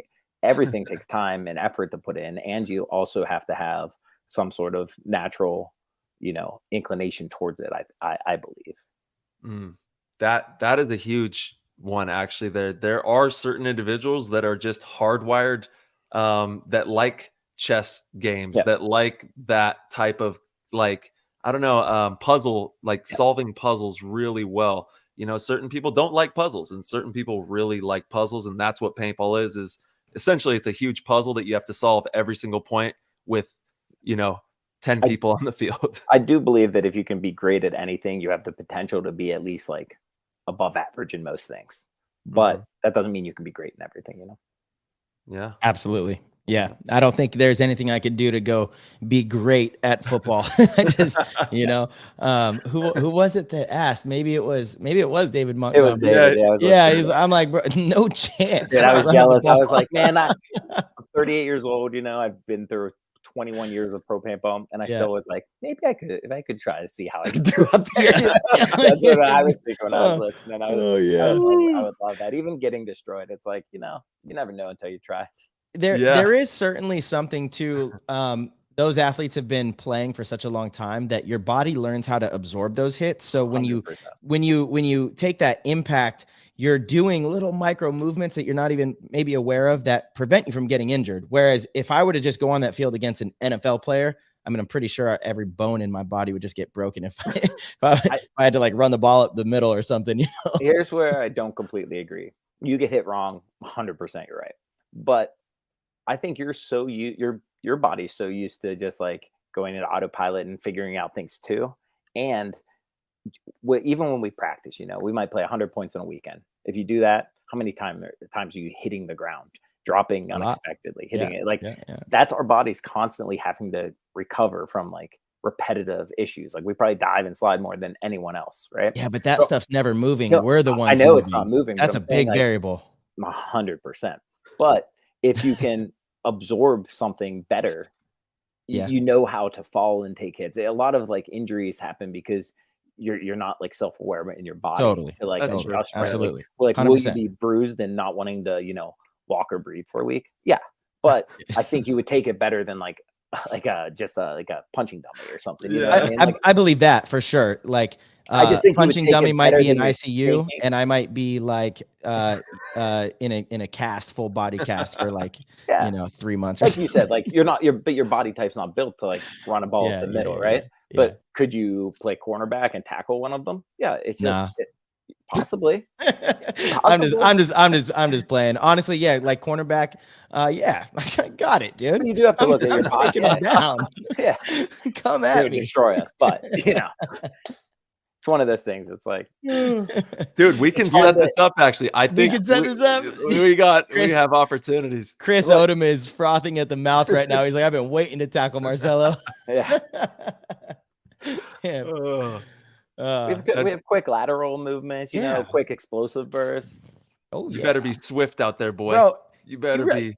This is coming from Ryan. He doesn't wear pads, so I think you move a little differently, bro. This is honestly just because like football is my other love for a sport, you know. So like, and once you're done playing football, you can never play again. So I miss it. So I like to romanticize about it, you know. Yeah, totally, dude. This is great. Okay, you got to tell the people probably don't know. I don't know. Maybe we talked about it on the last time you were on the show, but you don't wear pads.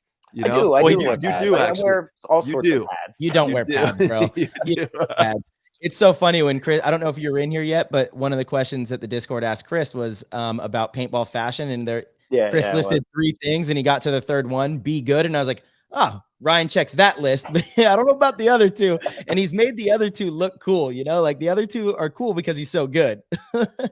Yeah, that's 100% the truth. I mean, you look at it back in the day when like Rusty would wear the spinner hat or something, like people would do stupid things, but if you're good enough, it's okay to do it. Totally. 100%. I thought that was a very surprising thing for a young player to say. Yeah. In what sense? Like, I don't know, like you said, like he cares about his fashion so much and things like that, that I think like if I asked Ronnie that, he would never say be good, because he's like, if you look stupid, you still look stupid. But I think it's interesting when someone can understand that part. I think it's a good answer. Yeah, totally. I thought it was a great answer. Yeah, I agree. Him and actually Connor Kelly was one of the most impressive young players that have been on the show. Connor, I was trying to like kind of get some stuff out, and he answered every single question so maturely, so poised. Lot of respect for the game, a lot of respect for himself as an athlete. What's awesome is like, obviously in these long form conversations, you can't like hide something. You can't put on a face for that long. Totally. But like being his teammate now for this entire year so far, like that is probably like, just a smidgen of how he really is as a person. Like he always asks the right questions. He's always looking to get better. He doesn't get frustrated. He comes to people for advice.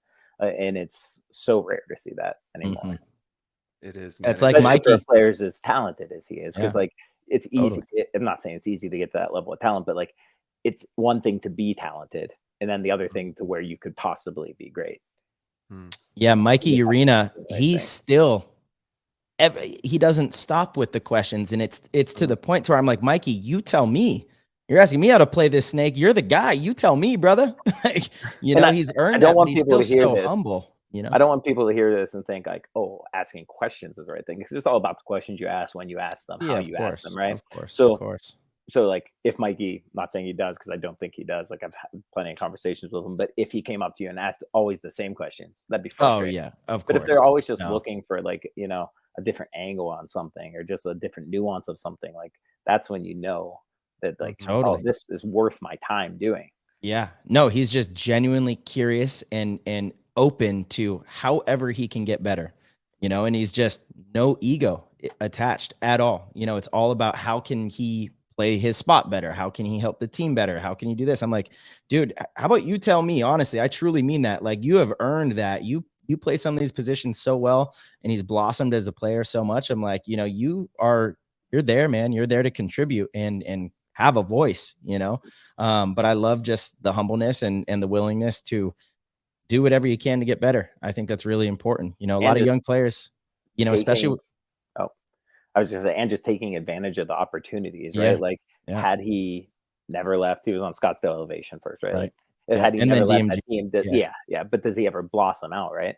But at the same time, how many people as a team like Dynasty, especially given that chance, and then they don't do the right thing, so they're gone in a year, they're gone in 2 years. So it's like twofold. It's getting an opportunity, putting yourself in a position to get an opportunity, and then taking advantage of that opportunity as best that you can. Absolutely. Yeah, I mean, a lot of young players, myself included, when I was younger, I was definitely like this.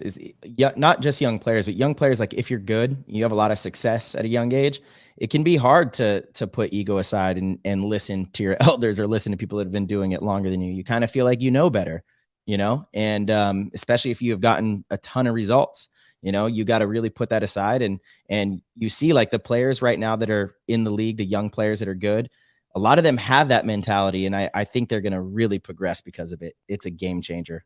It is twofold, though. That's what you should do, 95% of the time. But if you're right about something and you're willing to take the risk on that, and you explain that, like, go out and do it. But realize there's consequences to that, right? Better do it. If you do it successfully, and I'm not talking about one move or one thing. I might be talking about like a whole theory on something, right? Right. If you do it successfully, and you prove to people, you'll gain that respect, you'll jump levels, you'll gain that confidence, you'll be able to do it.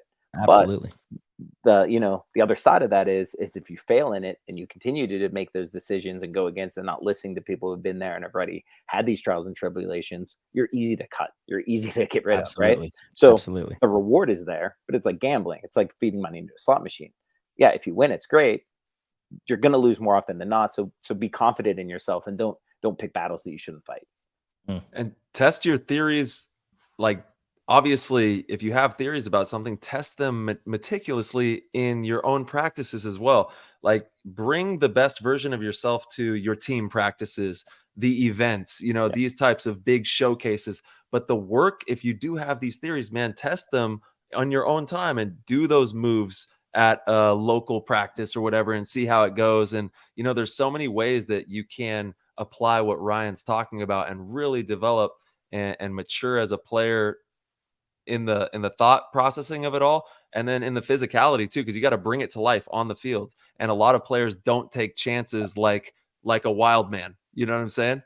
And it doesn't have to be like a chance, like an individual move. Like, I'll give you a small example of it. Like, when I was younger, people would have told you that the correct way to snap shoot would have been like from a smaller bunker that you have to play on your knees, would have been your outside knee down and your inside knee up because you're making a smaller target, right? I never thought that was right. I never did that. I was always my outside knee up, my inside knee, like my foot on the ground still, but like ready to go. And I was like, there's two reasons. Like, I'm always looking for a move when it's there, right? So I can build up pressure on that outside leg and I can explode off of it faster, in or out. I can also, if I'm posting on someone, and especially in like a long 10-man game or something, you can stabilize yourself elbow to knee, right? So you can make a shot instead of like, getting tired or something like that. So you're ready to move. You're in a better position to shoot someone. And am I exposing myself slightly more? Yes. Do I think the trade-off's worth it? And do you think that like the speed of my reaction time to get in is worth it? I did. So that's something like I never changed even back then. Like, I had so many players telling me, like older guys telling me like, no, you have to do it this way. I was like, I think I will be worse if I do it this way. I'm not taking anything away from what you guys are doing. I'm not telling you to do that. But if I was, teaching someone now, I would say, hey, like, what are you trying to accomplish in this situation? What puts you in a better position to do that? And that's something like I was, adamant about and confident in. So I, said, whatever, I believe that I'm right, even though I was overwhelmingly get told one way. And I chose to do that, right? And I still play that way to this day. But like, had I just always died doing that, and had I always lost battles doing that, and had I not adapted, then maybe I still wouldn't be around. Well, it seems to have worked for you. You're out there putting the paint on bodies out there. So whatever you're doing, just keep doing it. It's facts right there. Yeah. Likewise.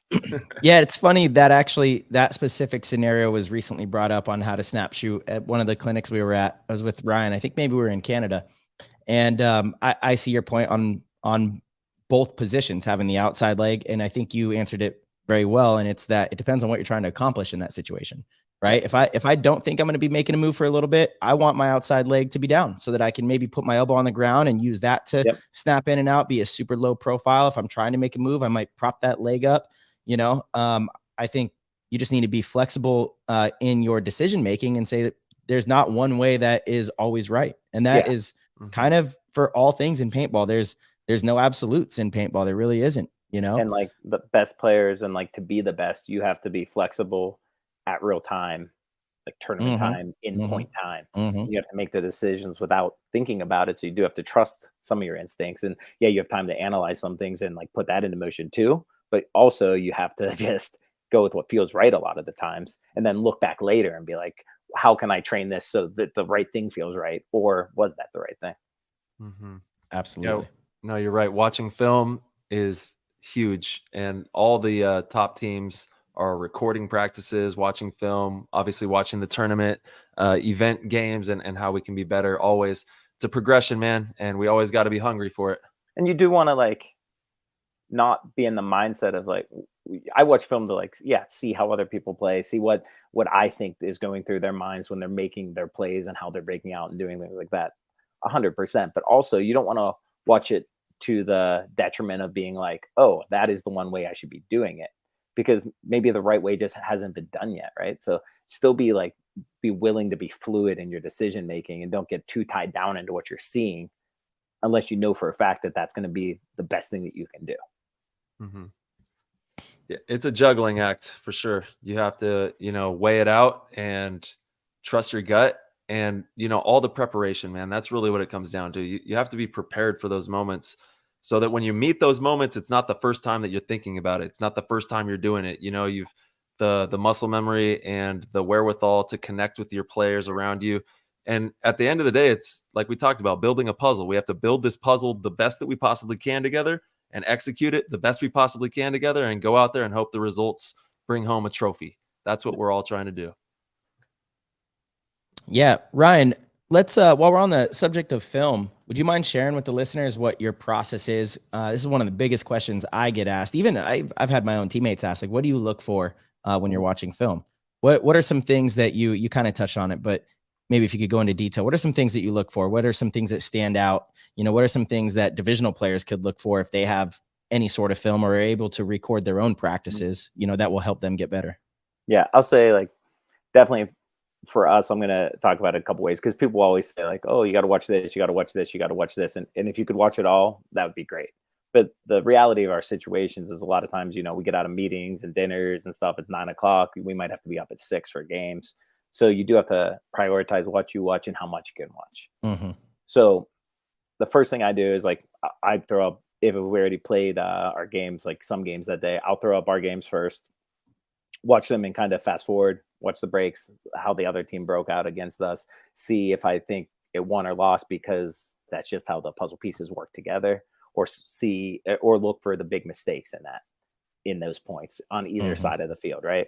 And it's more so, I'm not looking necessarily to see, like, oh, how could we have won this point, or how can we do this? I look to say, like, what was the cause of that, and will it be in the future? Right. Like going back to what we said, like, did we win that point because we played really good this point, or did they do something stupid and they gave us that point? And a lot of times these points are won and lost on one move or one missed shot, right?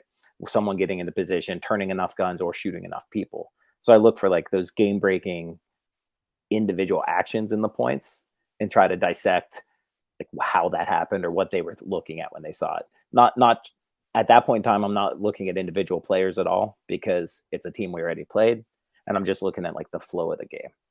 And I skip through that. Yeah. I'm not trying to watch any other games. I'm not trying to listen to it at this point in time. Like, everyone likes hearing what the announcers are saying about the games and stuff too, but their visual aspect of it is skewed. They're only seeing so much when they're up there.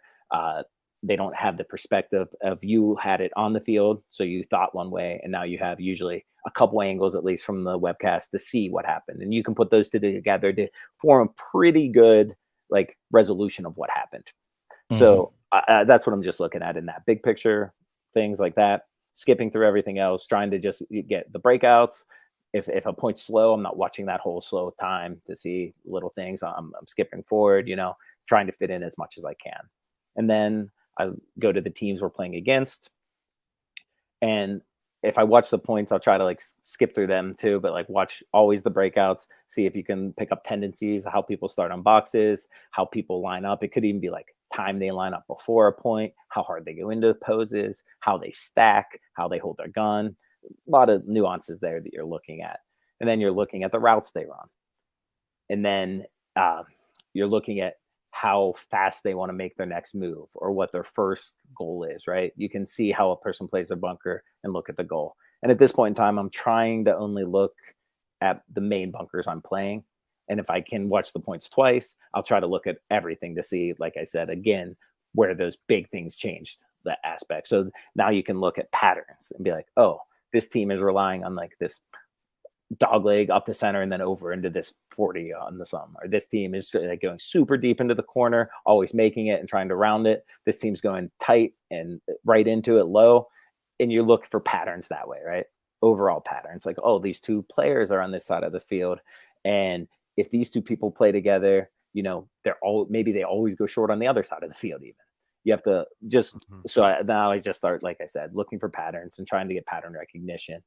and skipping a lot of the fluff of the points and just trying to like pick up as much as I can, because like I said, our time is limited, and you will have like instances of, you know, you can watch too much and have negative repercussions and not get enough sleep, not feel good enough, overthink something. So it's a balancing act, and you have to find out what works for you, because, you know, everyone's brains are different too. Like, I think people work on like an analytical side or an artistic side, and some people kind of float in the middle, but you're always some percentage of those. So the right answer for me might not be the right answer for the next person, but it's important to try a lot of different things and figure out what's right for you, because we might not watch film the same, but as long as we're getting those, you know, minute edges, that's all that matters. Mm-hmm. And we, as pros, we have the luxury of being able to pick up our phone and watch the pro games. If you're in the divisional aspect, you're going to have to kick it old school and get your butt to the field and but stand. You should be like, honestly, if being on heat wasn't my job, if I wasn't, you know, everything in it is, you know, trying to win, then I would still want to be at the field all day. And we do go to the field. No. I mean, like all day, like you're watching games all day. Like we're trying to still be goal oriented, watch the matches we need to watch, have meetings when we need to be there, make sure our gear's ready. But I'm saying a divisional player, like, man, it's a festival you're going to. You get to go to a few of these a year, and you're not a professional. You're paying to be there. Yeah, be as serious as you should be, but like spend time there. Like that's what you're there for. And like put as much time in as possible and learn as much and see as much and talk to people and get perspectives on things and look at the new products and sit in the stands and do whatever, but be at the field. But like for us, like as our job, there's a time where it's like, yeah, you want to do that some and as much as you can, but you also want to be rested. You want to have your gear clean. You want to have your stuff washed. You want to make sure that you have enough nutrition in you, you know, and you want to make sure that people aren't, like, again, like everyone's brains work differently, right? So some people can get sidetracked by doing these things. So you got to keep a team on the same page as a professional at the highest level against other people that are also taking it that completely seriously. But like, in my opinion, all the other divisions and probably half the pro teams should be like enjoying it for what it is and still be trying to win. You can still do all the other things, but you can, you know, you can get 8 hours of enjoyment a day, 6 hours of enjoyment a day, instead of just being there for 2 hours and enjoying it. And I know it sounds like, you know, kind of ridiculous to say that that's what we should be doing, but it's not what we're doing. It's, you know, it's two different things. Yeah, and the film is a science all on its own, man. If you can, you know, for a divisional team, set up a camera and film your guys' practices and go back and watch that, because it will really help to break down tendencies and just see what the overall picture is, like you're talking about, right? Yeah. And I will say too, like our time isn't limited to like finances ever, right? Like we are getting at least like all the things that we need to play as much as we want, or to be at a paintball field as much as we want. So we can get those things other times, and we can, like, you know, interact with people other times and do things other times. But like when we're there and at the field, it's like our job, and we clock in and you do your job and you do it to the best of your ability. So sometimes you have to give up some of the small things that like make a paintball tournament fun. And that's when other people shouldn't be emulating what we do, right? A lot of things they should, and some things they should understand that there's the difference. Just depends on your goal, right? 100%. It depends on your goal. And that's the conversation I have with players and teams all the time is, first of all, what's your goal? When they reach out and they ask for advice, how can they do this? What should they say? First of all, what's your goal here? Do you want to be competitive, have fun, and enjoy, you know, time with your friends, or is winning the priority? I agree with that, but what I'm saying is that like winning can be your priority. You can still put in all of the effort at a tournament. You don't have to be drinking. You don't have to be, you know, dicking around and not thinking about it. But you can, if your whole team isn't like, oh, hey, this is our schedule, this is what we're doing, and everyone is already kind of splitting up, you're just leaving and doing something else at that point in time, well, then you could do that at the field, is what I guess I was saying. I wasn't saying to put less effort into it. I was saying that it's not, you can put the same amount of effort, and as long as you're not going away from your team's goals, or you're not like fracturing yourself out of that group, then that's okay. Yeah, I don't know, dude. I got to push back because I would make the argument that any sort of distraction by hanging around longer than you should be or enjoying the venue rather than focusing on the teams you're going to be playing or what you need to do the next day, or I think it's huge when teams wait for a little break in between matches and you just get back out on the field and kind of walk the field. And, so to me, they are two kind of different things. And I'm just a little more extreme with when I coach these younger teams. I'm like, hey, it's okay if you want to be competitive, right? So like, winning can be your priority in that, but you also want to have fun, right? Or if you're building this organization to win and that's what it is, I don't disagree with you. And I think, and maybe I explained it poorly, but you're building an organization, right? And the organization has to have the same goals. But I'm saying if a team isn't on the same page anyway, the distractions will be at the field or not at the field. So look at the group that you're in, and because you have individual goals, but you also have a group goal, right? And as long as you're working within that framework, then that's fine. So like if you're building up a whole franchise and you're trying to put, how people think and act and do and just have culture, then you build that up. But if that's not there, you can Yeah, the team has some volleyball, play some damn cornhole at the NXL. Because, I will say that is a distraction, but like leaving the field and going and watching, 4 episodes of a series from Netflix, that's a distraction too. Totally. And you can't 100%. Tell me that every team that leaves, to get out of the sun and to make sure that their mind's on the right pace, that every one of those players is doing the right thing. Oh, absolutely. Yeah, I totally agree. I think there's a lot of time wasted in the pro division. And it shows though. It shows. I think there's a reason there's a certain amount of teams that are still at the top. I think a lot of those players take it very seriously and do all the little things. And when you're at events, especially like the 3 sitting right here, I think we've been around for so long. We understand what it takes to be able to succeed in this league, And so it does take every bit of effort, every bit of focus, every bit of attention. Otherwise things slip through the cracks. You're not as connected with the group. I could feel it at tournaments sometimes when we're disconnected and there's distractions and people are, all the energy is not right where it needs to be. Those are usually the matches you don't play as well in, or they're the events that you go home from and you're like, I kind of felt it, Thursday when we were walking the fields, and it's an interesting thing. That's my experience in paintball, at least, right? That's agree. Just how it all boils down to having a singular focus and be able to stay as close to that as you can the entire time through. It is interesting you brought up Netflix though, because I personally go through phases in all of my preparation, even as little as like when I go to the gym, sometimes I need music. Music is what motivates me to get through workouts. And other times I don't want any music because music has like worn itself out to me and no longer inspires me. So I'll go like 3 weeks without music. Then it's like forcing emotion on you that maybe you didn't want at that point in time. Totally.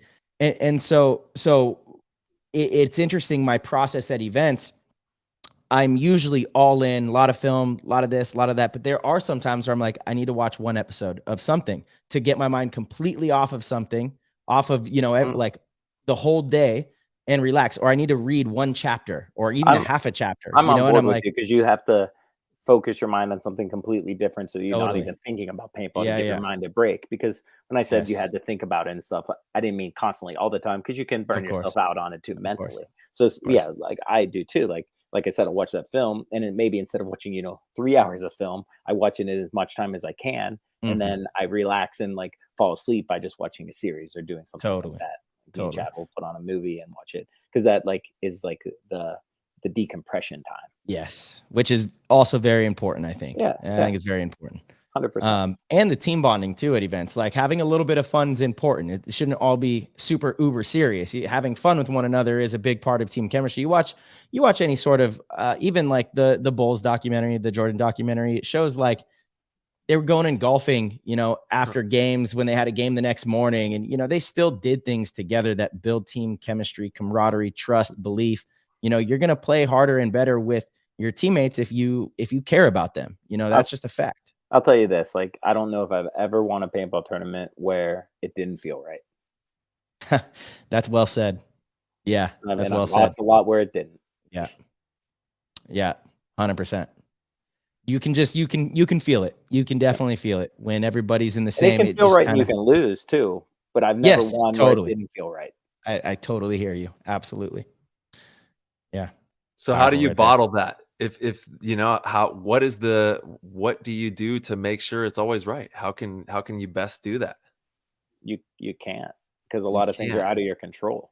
So even if you do everything right, it's not going to be. So at some point in time, you just have to let it go, and you have to figure out how to, make it more in your control next time, or what you can do that wouldn't affect it as much. But you can't ever have it perfect. Yeah, not perfect, but you can do everything to make it a little better. But you'll never have perfection in vibes, because a lot of it is it's not about, that's just like perfect. What is that? That's so subjective to each individual. But there are things that you can definitely do, and there's like been tons of studies that really do help to make sure energy is proper, and that teams are moving in the right direction. There's a multitude of things that you can do. I think it's an easier question to answer if we weren't playing a team sport. But you're also trying to meld 10 people together who are in different levels of like happiness or problems in their own life or situations. So that's what I meant by you'll never have perfect. Because I didn't mean like perfect as far as like nothing completely like at all wrong. I meant it's like, oh, everyone is on the same page. Everyone's this, everyone's that. But with having so many different mentalities, and from people from different walks of life and from different situations in their life, all tackling the same problem at the same time, you're never going to have it completely aligned. So it just has to be as good as it can be. And some things that's not in your control, and other things, you can make an effort to, if someone's, maybe you don't get along with a teammate, maybe you need to put more effort into that. Maybe you don't get along because you guys can just rub each other the wrong way. So you have to gain appreciation with. Am I still here? We got you. Yep. Okay. We got you back.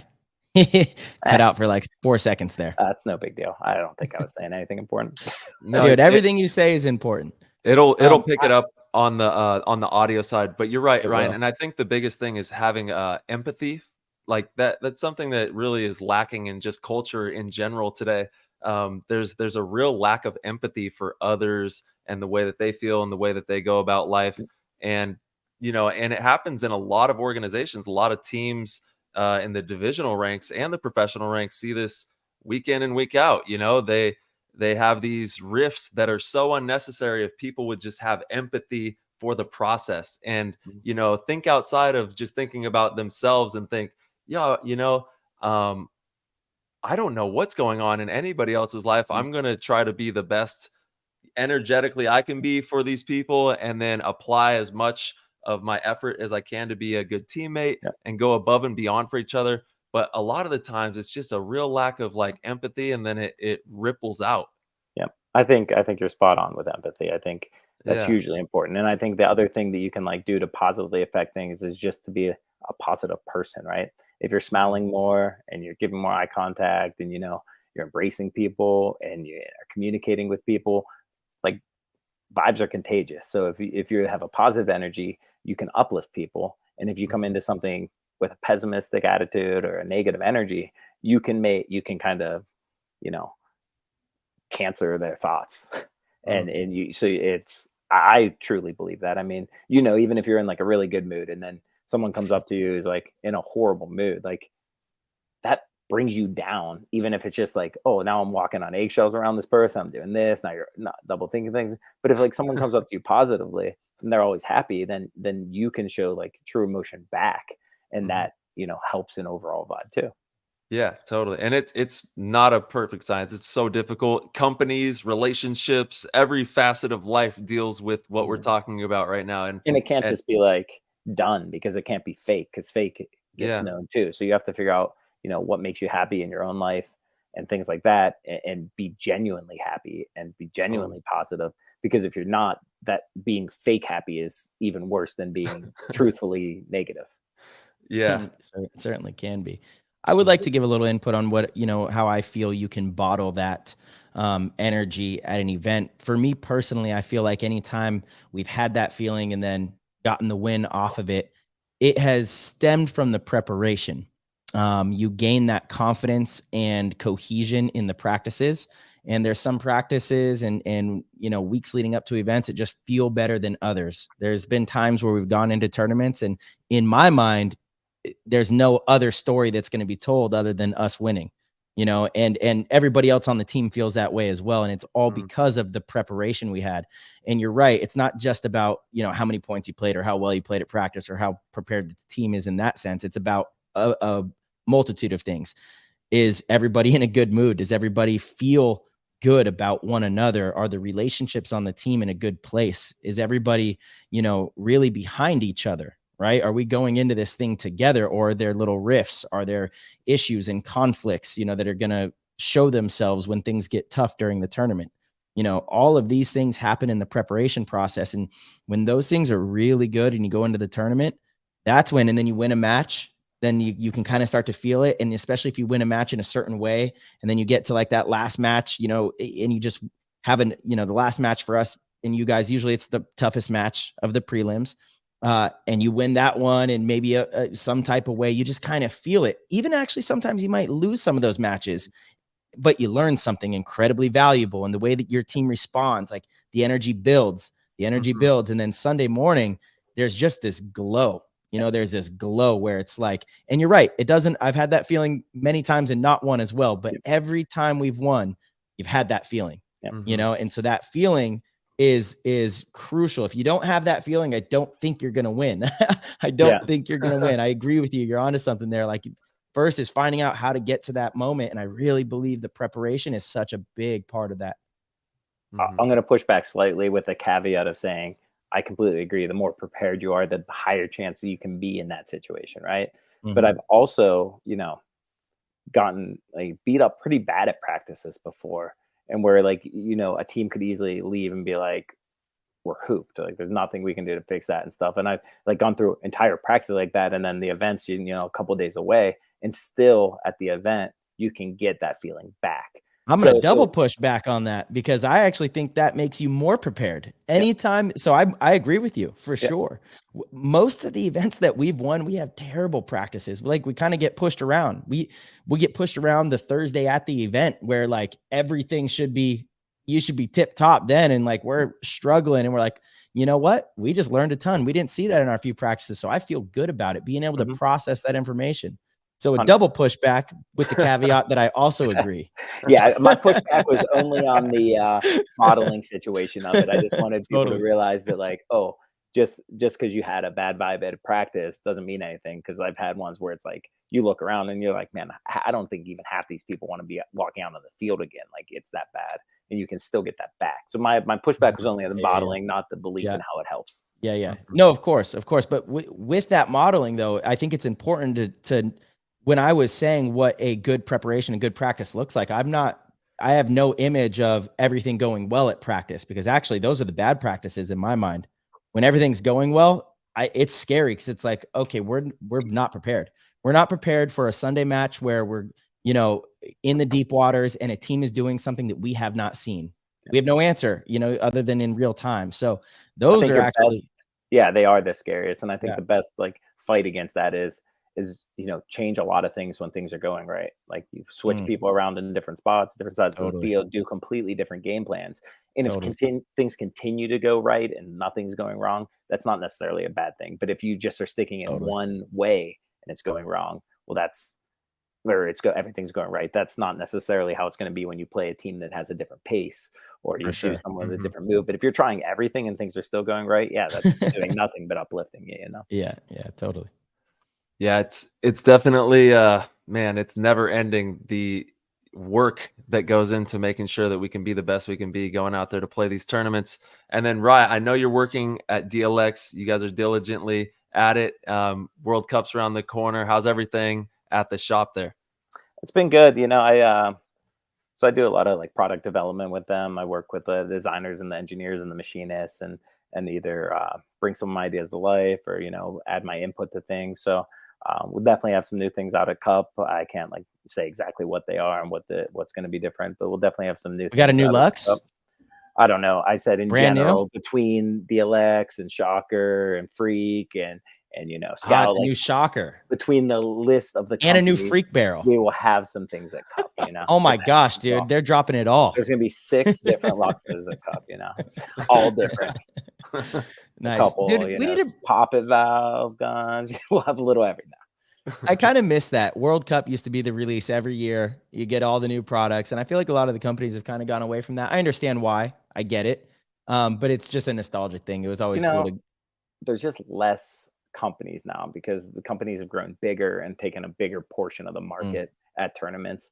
So yeah, you used to see a ton of things coming out, and you still do. But at the same time, like paintball, money-wise, was growing exponentially for the companies. So they were, every product was on a 1-year cycle for every company out there, and there were more companies. So yeah, you saw a ton of releases at Cup. Now, economically, it doesn't make sense to do that. So in general, it'll be less. I think, and you have a better idea than I do of this, Ryan, so maybe you can let me know if I'm right or wrong. I think also we've kind of gotten to a technological standstill with the equipment, with the guns, to where like every year there's not quite something totally new that we can release. You know what I mean? You're 100% right, but that's just how technology works, right? Like it grows and it grows, and you make little bumps, and you're like, oh, we're kind of peaked out. You're never peaked out. You're just peaked out until someone figures out a new way to do it. And then someone looks at that and goes, oh, here's my spin on this. And then things branch out and things grow again. So I will say that, like, our guns now are so much better than they ever were before, right?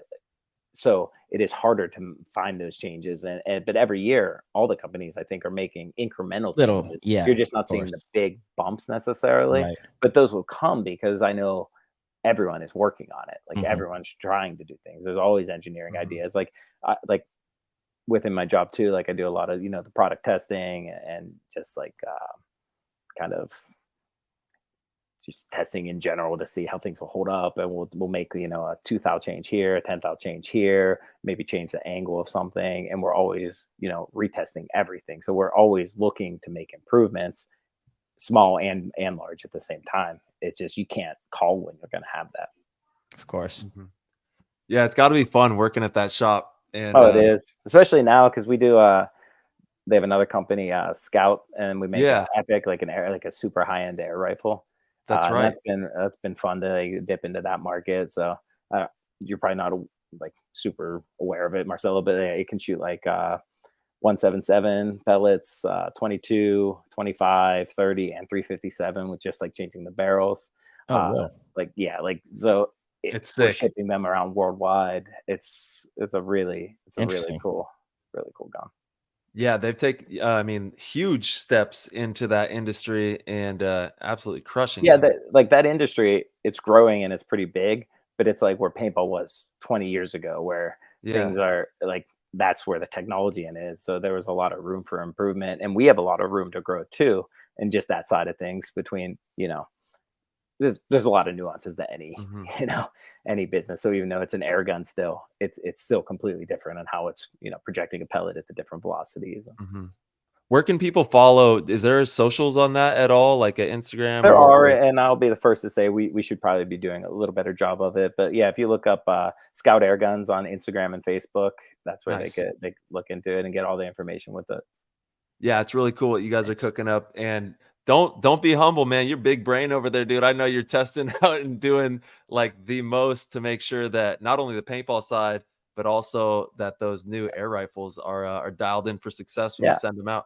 I have a lot of fun with it, and honestly, it's cool, like, making a product better that is going to be in your hands, right? Like, so I get to push it in the direction that I think's right, and I get to, have everything that I think's important implemented in it. So, it's special, and that's like I've always said, like the Lux it is like a glove to me, because like from the beginning, I've had a lot of say in the design of it and how it operates. But like even now, I have a lot more say in things, and it just, makes the product a lot more special to me. Yeah, man. Well, I'll tell you, my gun is whipping them, and the crispy. She's a beaut too, dude. She's a beaut. Hey, so is yours. Shout out to America. Let's go. Shout out to Aesthetic too. He did both our guns. Tyler Fair. He's thank learned you, a lot in the last few years. So he's definitely puts out a quality product now. He's can do it. Yes, he does. Do pretty much anything that your brain can come up with. So it's pretty impressive. It is crazy. Yeah, Aesthetic is crushing it with the anno jobs out there. And a lot of the other anodizers are too. It's just cool to see, because in paintball we've kind of grown away from like a lot of the private label guns as far as like the milling and stuff, just because a lot of the companies don't have the same assets to, you know, be making small runs and stuff. So the runs have to be bigger, and the guns are a lot more money now than they used to be. So a private label is even more on top of that. So companies have to have enough money to put in. So you're not seeing as much of that, but you're seeing individual players and companies taking advantage of anodizing a lot more than ever before. And you're seeing people like literally playing with artwork out there. And I think that's awesome. Yeah. Yeah. There's so many great anno companies out there. And actually Archie is stepped into the anno game as well. He was talking about that. Technique. Technique anodizing. So they're doing that as well. And it's really difficult. That's an art form that takes a lot. It's a science and an art too. Like there's a lot that goes into it. Totally. Yeah. You have to have the chemicals on point when you're doing that. Yeah. And then we do have or Marchie, sorry, you have a question? Oh, I was actually I think you were going to bring up the Discord, but I was going to say we got a bunch of Discord questions that I wanted to get into. I was reading one right now that I don't know what he's talking about. I'm curious about this, but I know you will. Clint Riddle wants to know, Ryan, if anyone can do it, you can. Can you bring back the teardrop freak tip? What's the teardrop freak tip? I don't even know what that is. One of the first, like, you know, Smart Parts barrels, we had the different portings. We had the All-American, there was a Ventry, which you wouldn't remember either, and then the Teardrop was the other pretty popular porting at the time. It was like still a spiral porting, but it was a little less long, and each of the from the port up, it was like concave to the edge of the barrel. So it looked like little teardrops dropped on it the whole way up. And they were really popular at the time. And if there was enough demand for them, for sure I could get them to bring that back. All right. So maybe if you really want one, write some letters. Like 2 people wanting one is not gonna do it. But if there's enough demand, like there's no reason. Nice. Bring it back. Amazing. CM Harry is wondering, Ryan, a long time ago you did a Grumpy Cat Geo.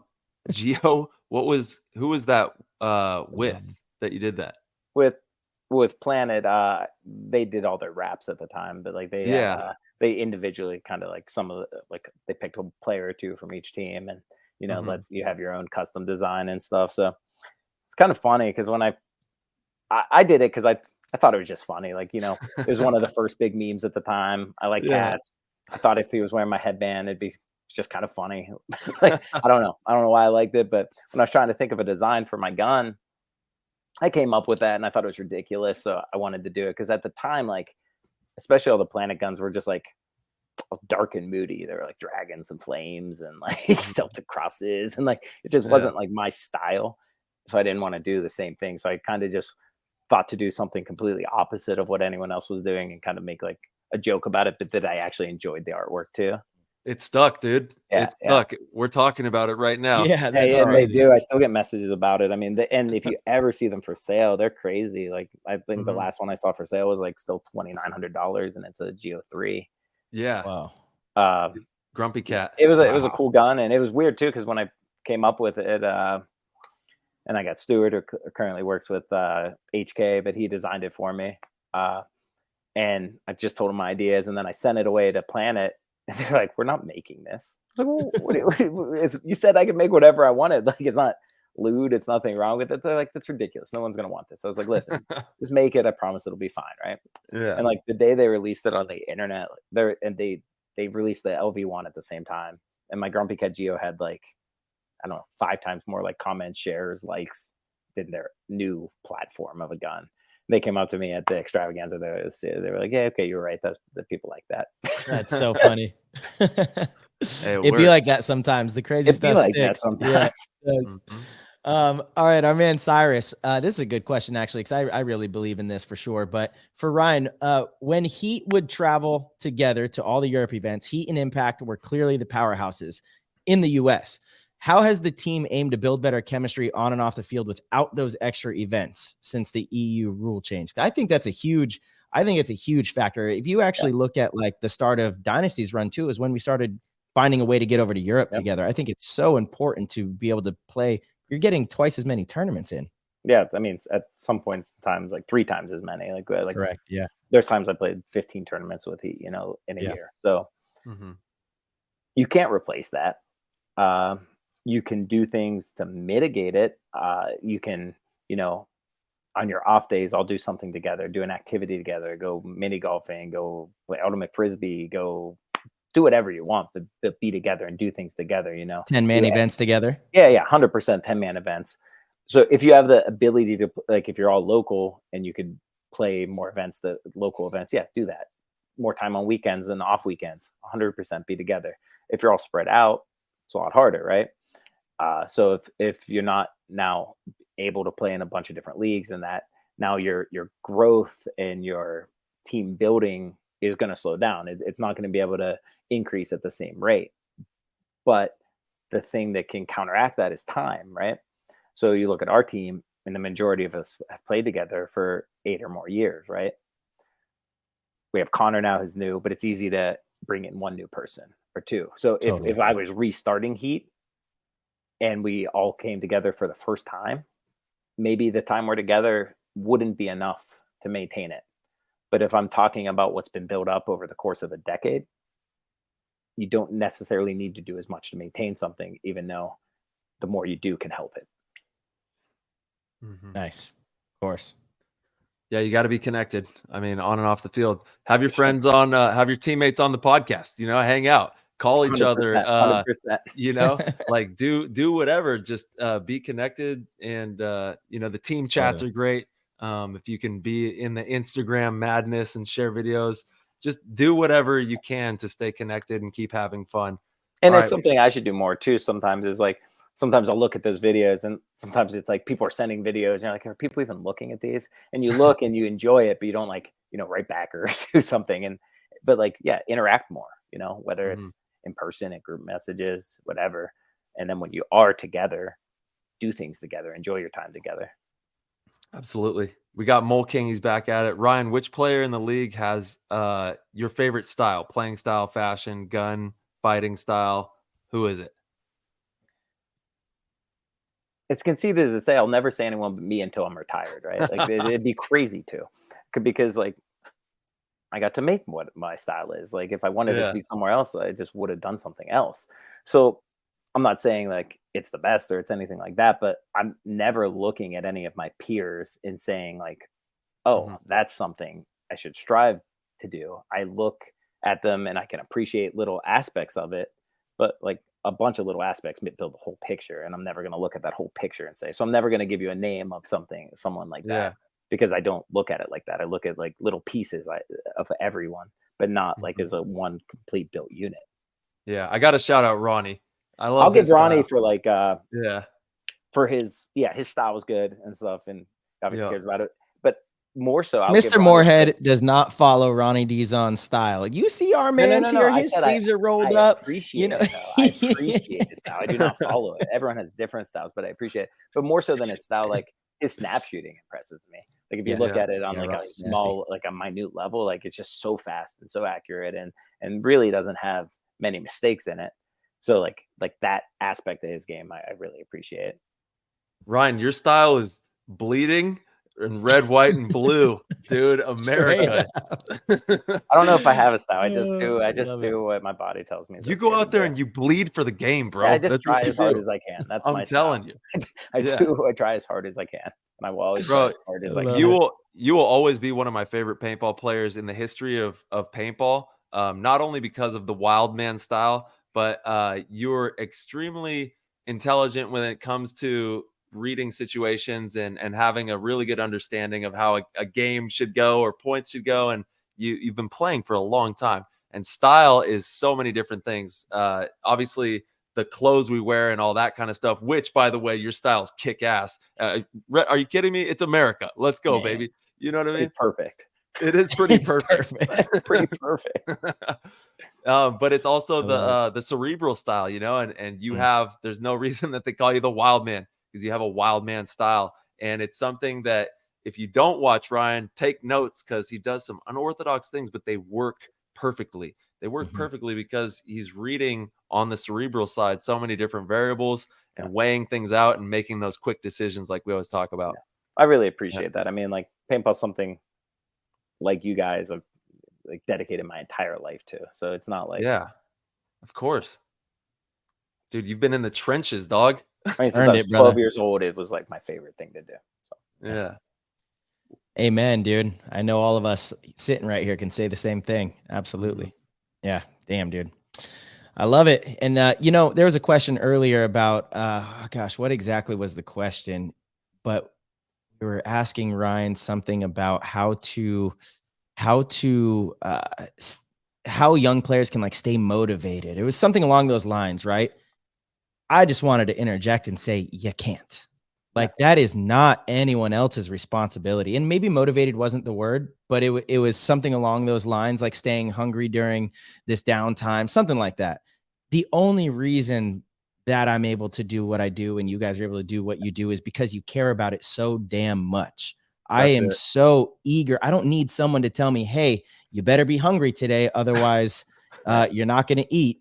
You need that burning inside of you. Yeah, exactly. Yeah. And it's like, I have kids reach out on, social media or even sometimes in the Discord, and they say, how do I deal with, I'm losing motivation. And that'll happen sometimes. You'll go through ups and downs. You're not always going to be gung ho, but the question is like, that's something that you need to figure out between you and yourself, because nobody can give you inspiration to want something more than you want something. Nobody can want something for you more than you want something for you.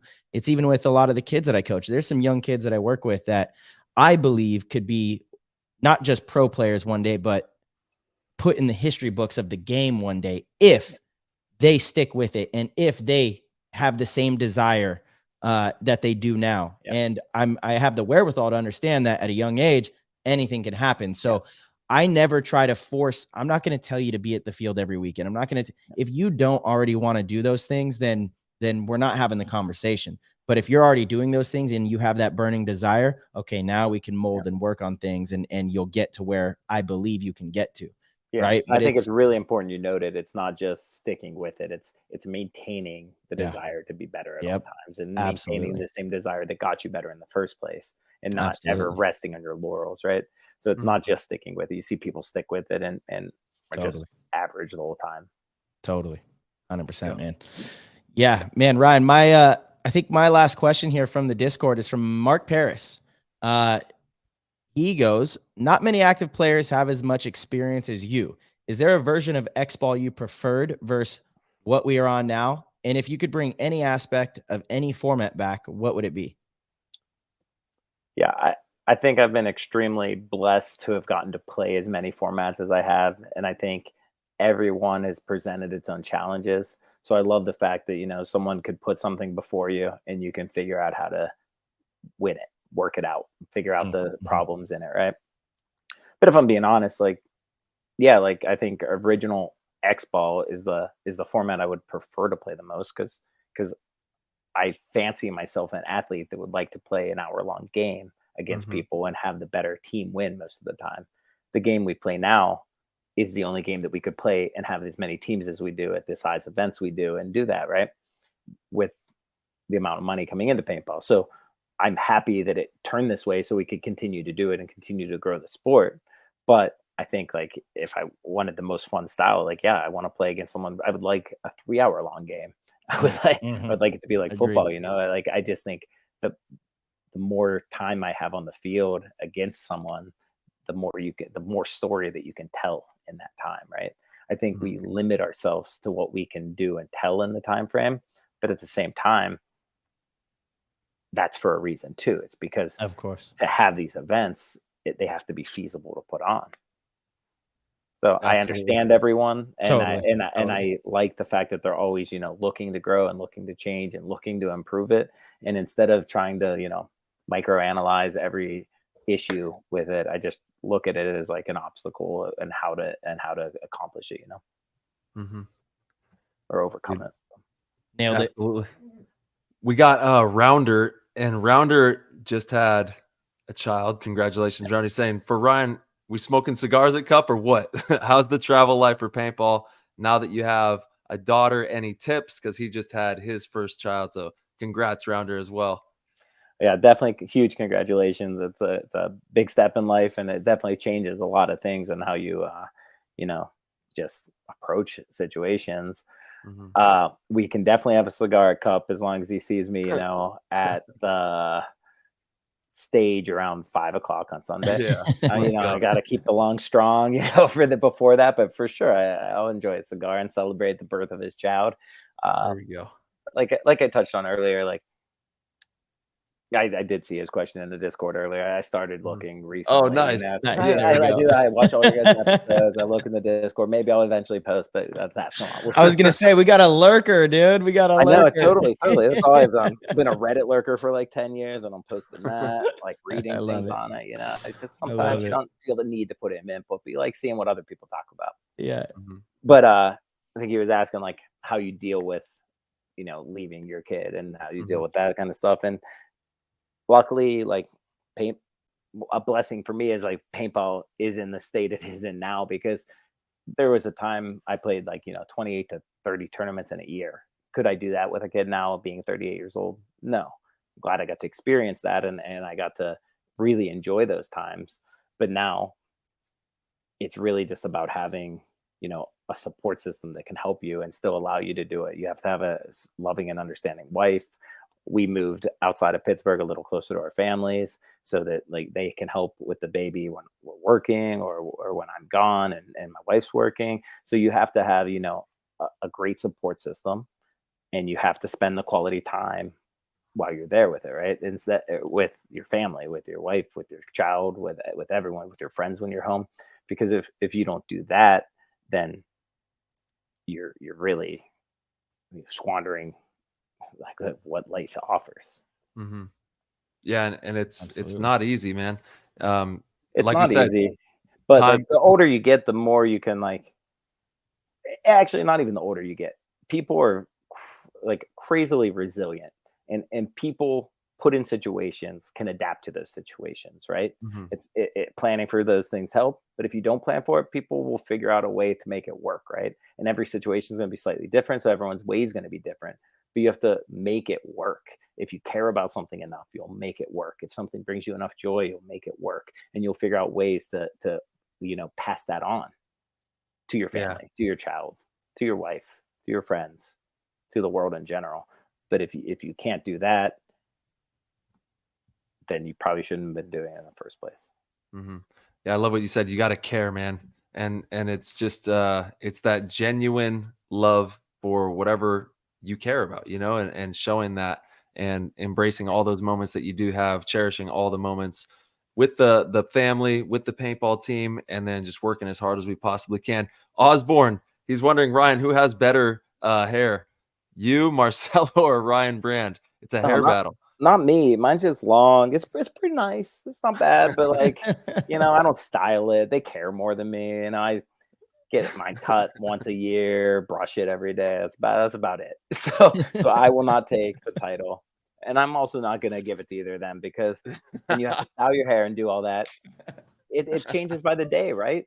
So you win. Style it. I don't style it. I literally put it back. You get one bad all natural. All of a sudden all you natural. Look ridiculous. 2 weeks later, you get a bad cut. I don't get it cut, bro. I don't get it cut.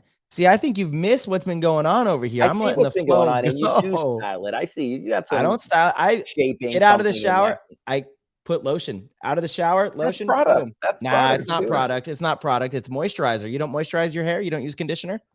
I condition it. In the shower, same thing. Same thing. What's the difference? First time you get in, then you condition. What's the difference while you're washing and the rest? What's the difference? So it sounds like you use product in your hair, buddy. Yeah, like I also use soap on my face, but I'm not walking out with like suds on me. Yeah, but do you moisturize your face? I'm saying if it's something that's staying, that's where it's changes. It's a hair off. Awesome. That was an easy victory on my end. Sweet. Thank you. No, yeah, I'm fine with it. Like I said, mine is not the best hair. It's dude, nice. Talk about I love it, dude. But I think your guys' switches on the daily, you know. Talk about hair flow. Moorhead's got hair flow. Moorhead has hair flow, bro. 100%. You know, that thing is flowing out there. Until Crystal Soleil shaves his head, Crystal Soleil has the best hair in paintball. That's facts. That's facts. That's actually a great response to that. It shows a little bit of history, some respect. That's facts, dude. Who is even bringing this up about Ryan Brand and myself? LaSoya. You're right. Baby. You're right. Boom. He's the guy. Wow. And then Wild Man, before we let you go, I know you wanted to bring up the generational battle. Oh, I think yeah, that this what? Yeah. So for one, Marcelo, you are completely right. Like the younger generation would stand no chance. Like it'd be ridiculous, right? Maybe in 10 years you'd be telling a different story. But right now it's absurd that they're even approaching you with that. Where you're wrong though, is that you left out a whole generation. Your generation. And you put Tyler on your generation when he's clearly not. I realized that. Yeah, Tyler's not on our generation. I Yeah. realized that afterwards. I was like, damn, actually, because he's 03 is really not our generation. Yeah. So just stating like between our two teams, we could have me, Tyler, Fedorov, Mishka, Ryan, Oliver, Alex, and Yosh. There's just 8 people between our two teams, right? Oh, I'm going with our generation. That's fine. I'm going with it. I'm going with it. That's some of the greatest players of all time, and we're pretty set across the board, right?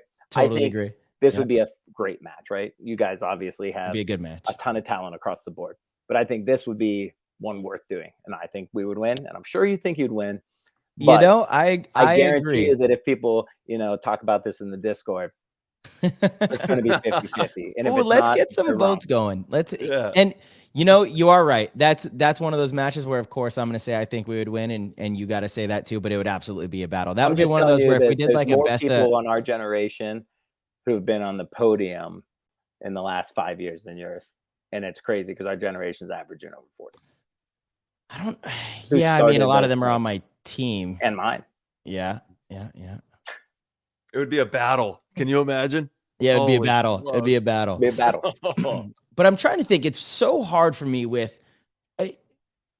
I even think it's hard for me that Archie's in our generation, but it makes sense. But it's hard for me that Tyler's kind of between. Yeah, it's hard for me that Tyler's not. I mean, he turned pro 2 years before me. That's not that different. You turned pro in 2005? 6.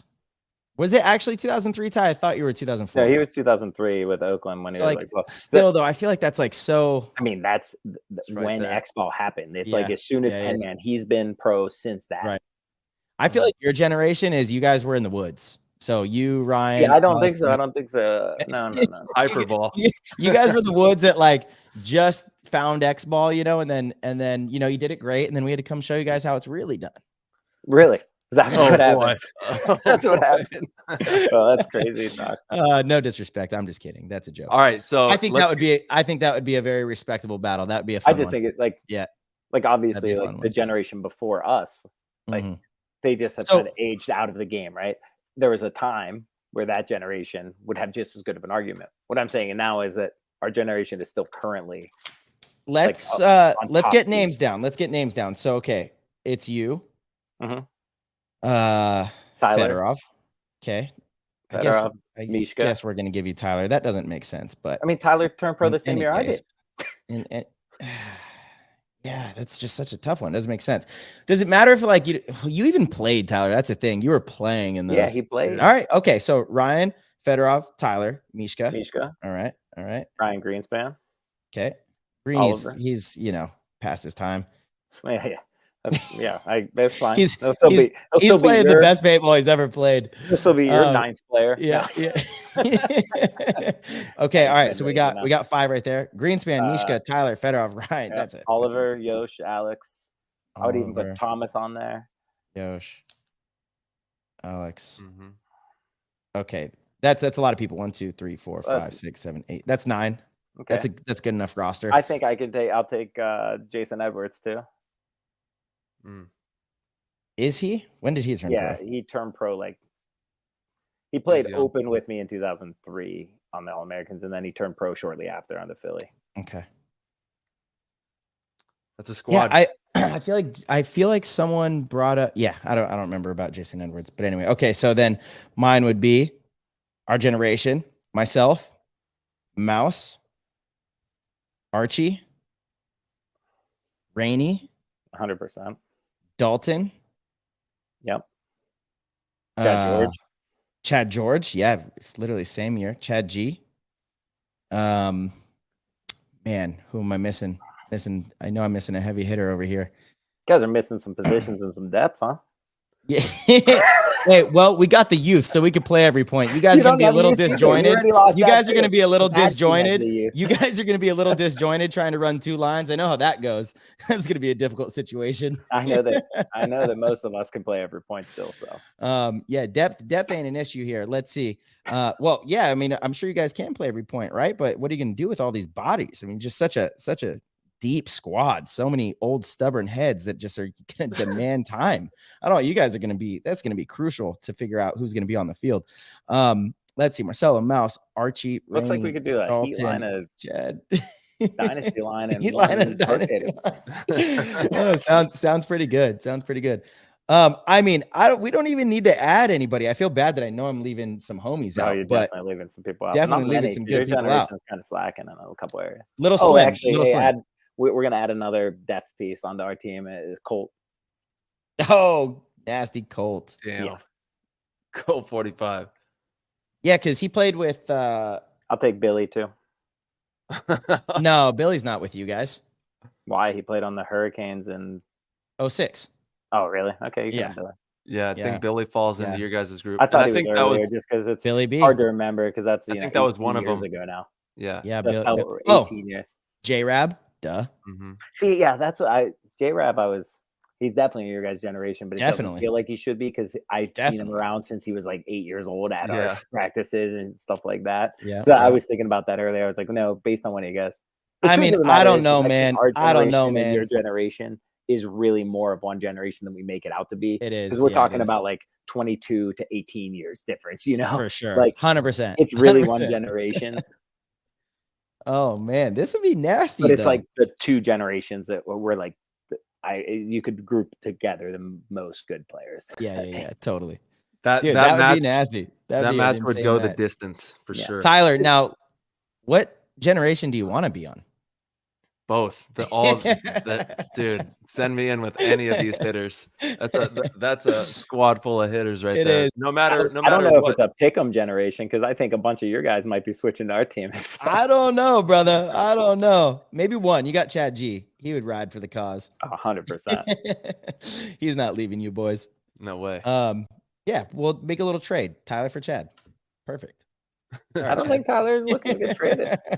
Alrighty. Well, we need to make this happen. And then, yeah, the other generation, I don't know. I guess maybe they just got booted from the whole deal. I mean, they can like warm up against us or something. They can warm up. Yeah, a little warm up. Damn, you heard it here first. No, like they got a lot of good players too, but it's not on the same. They do. And until they do it over an extended period of time, you can't gain that.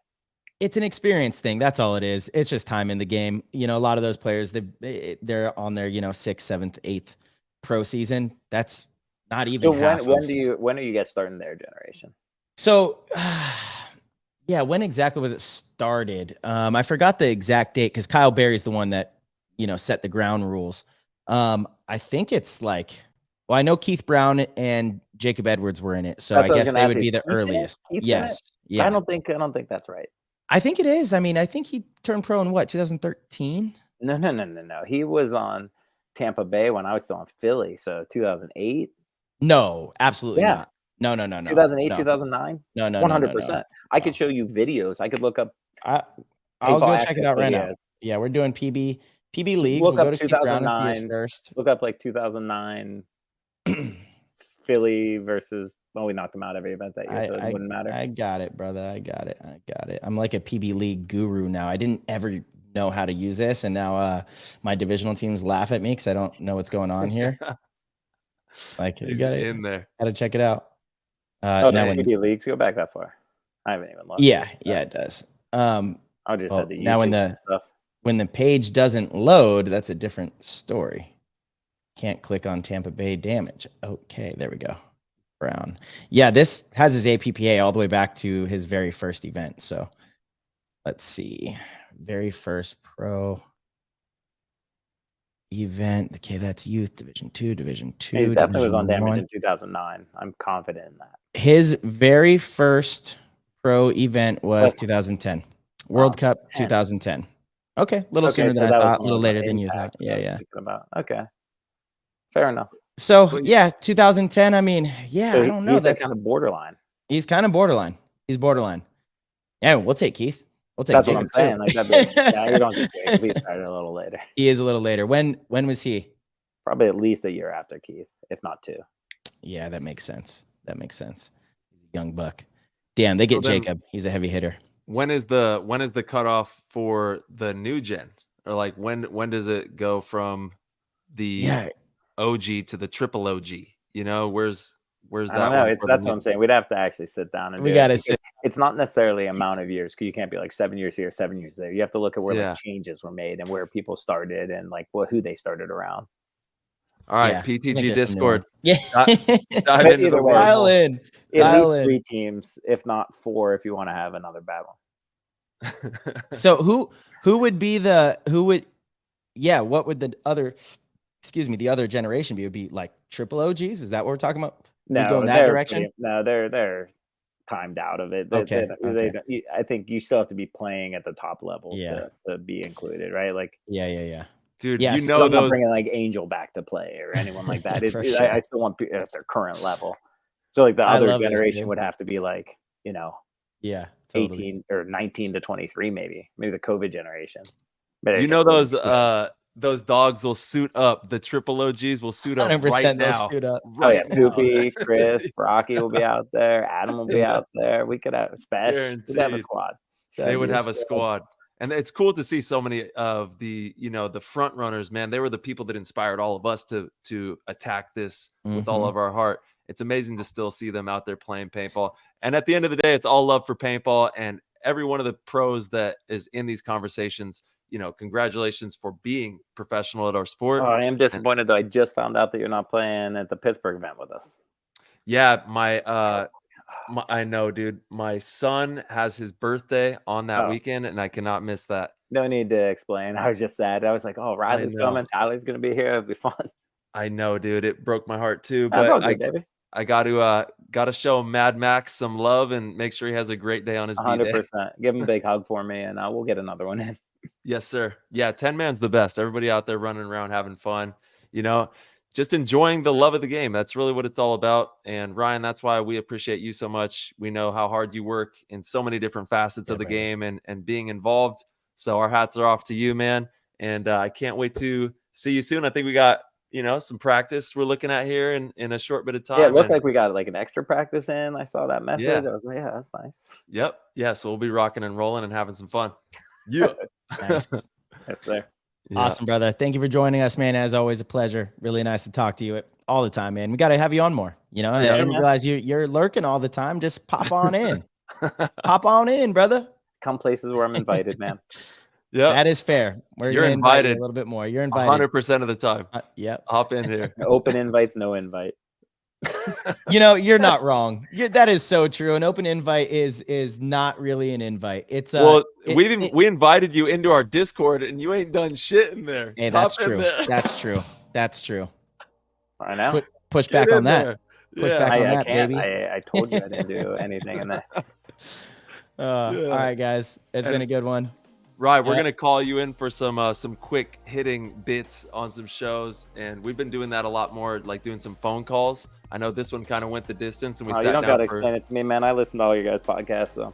Hell yeah, legend, let's go, baby. Legend. We appreciate you. We love you.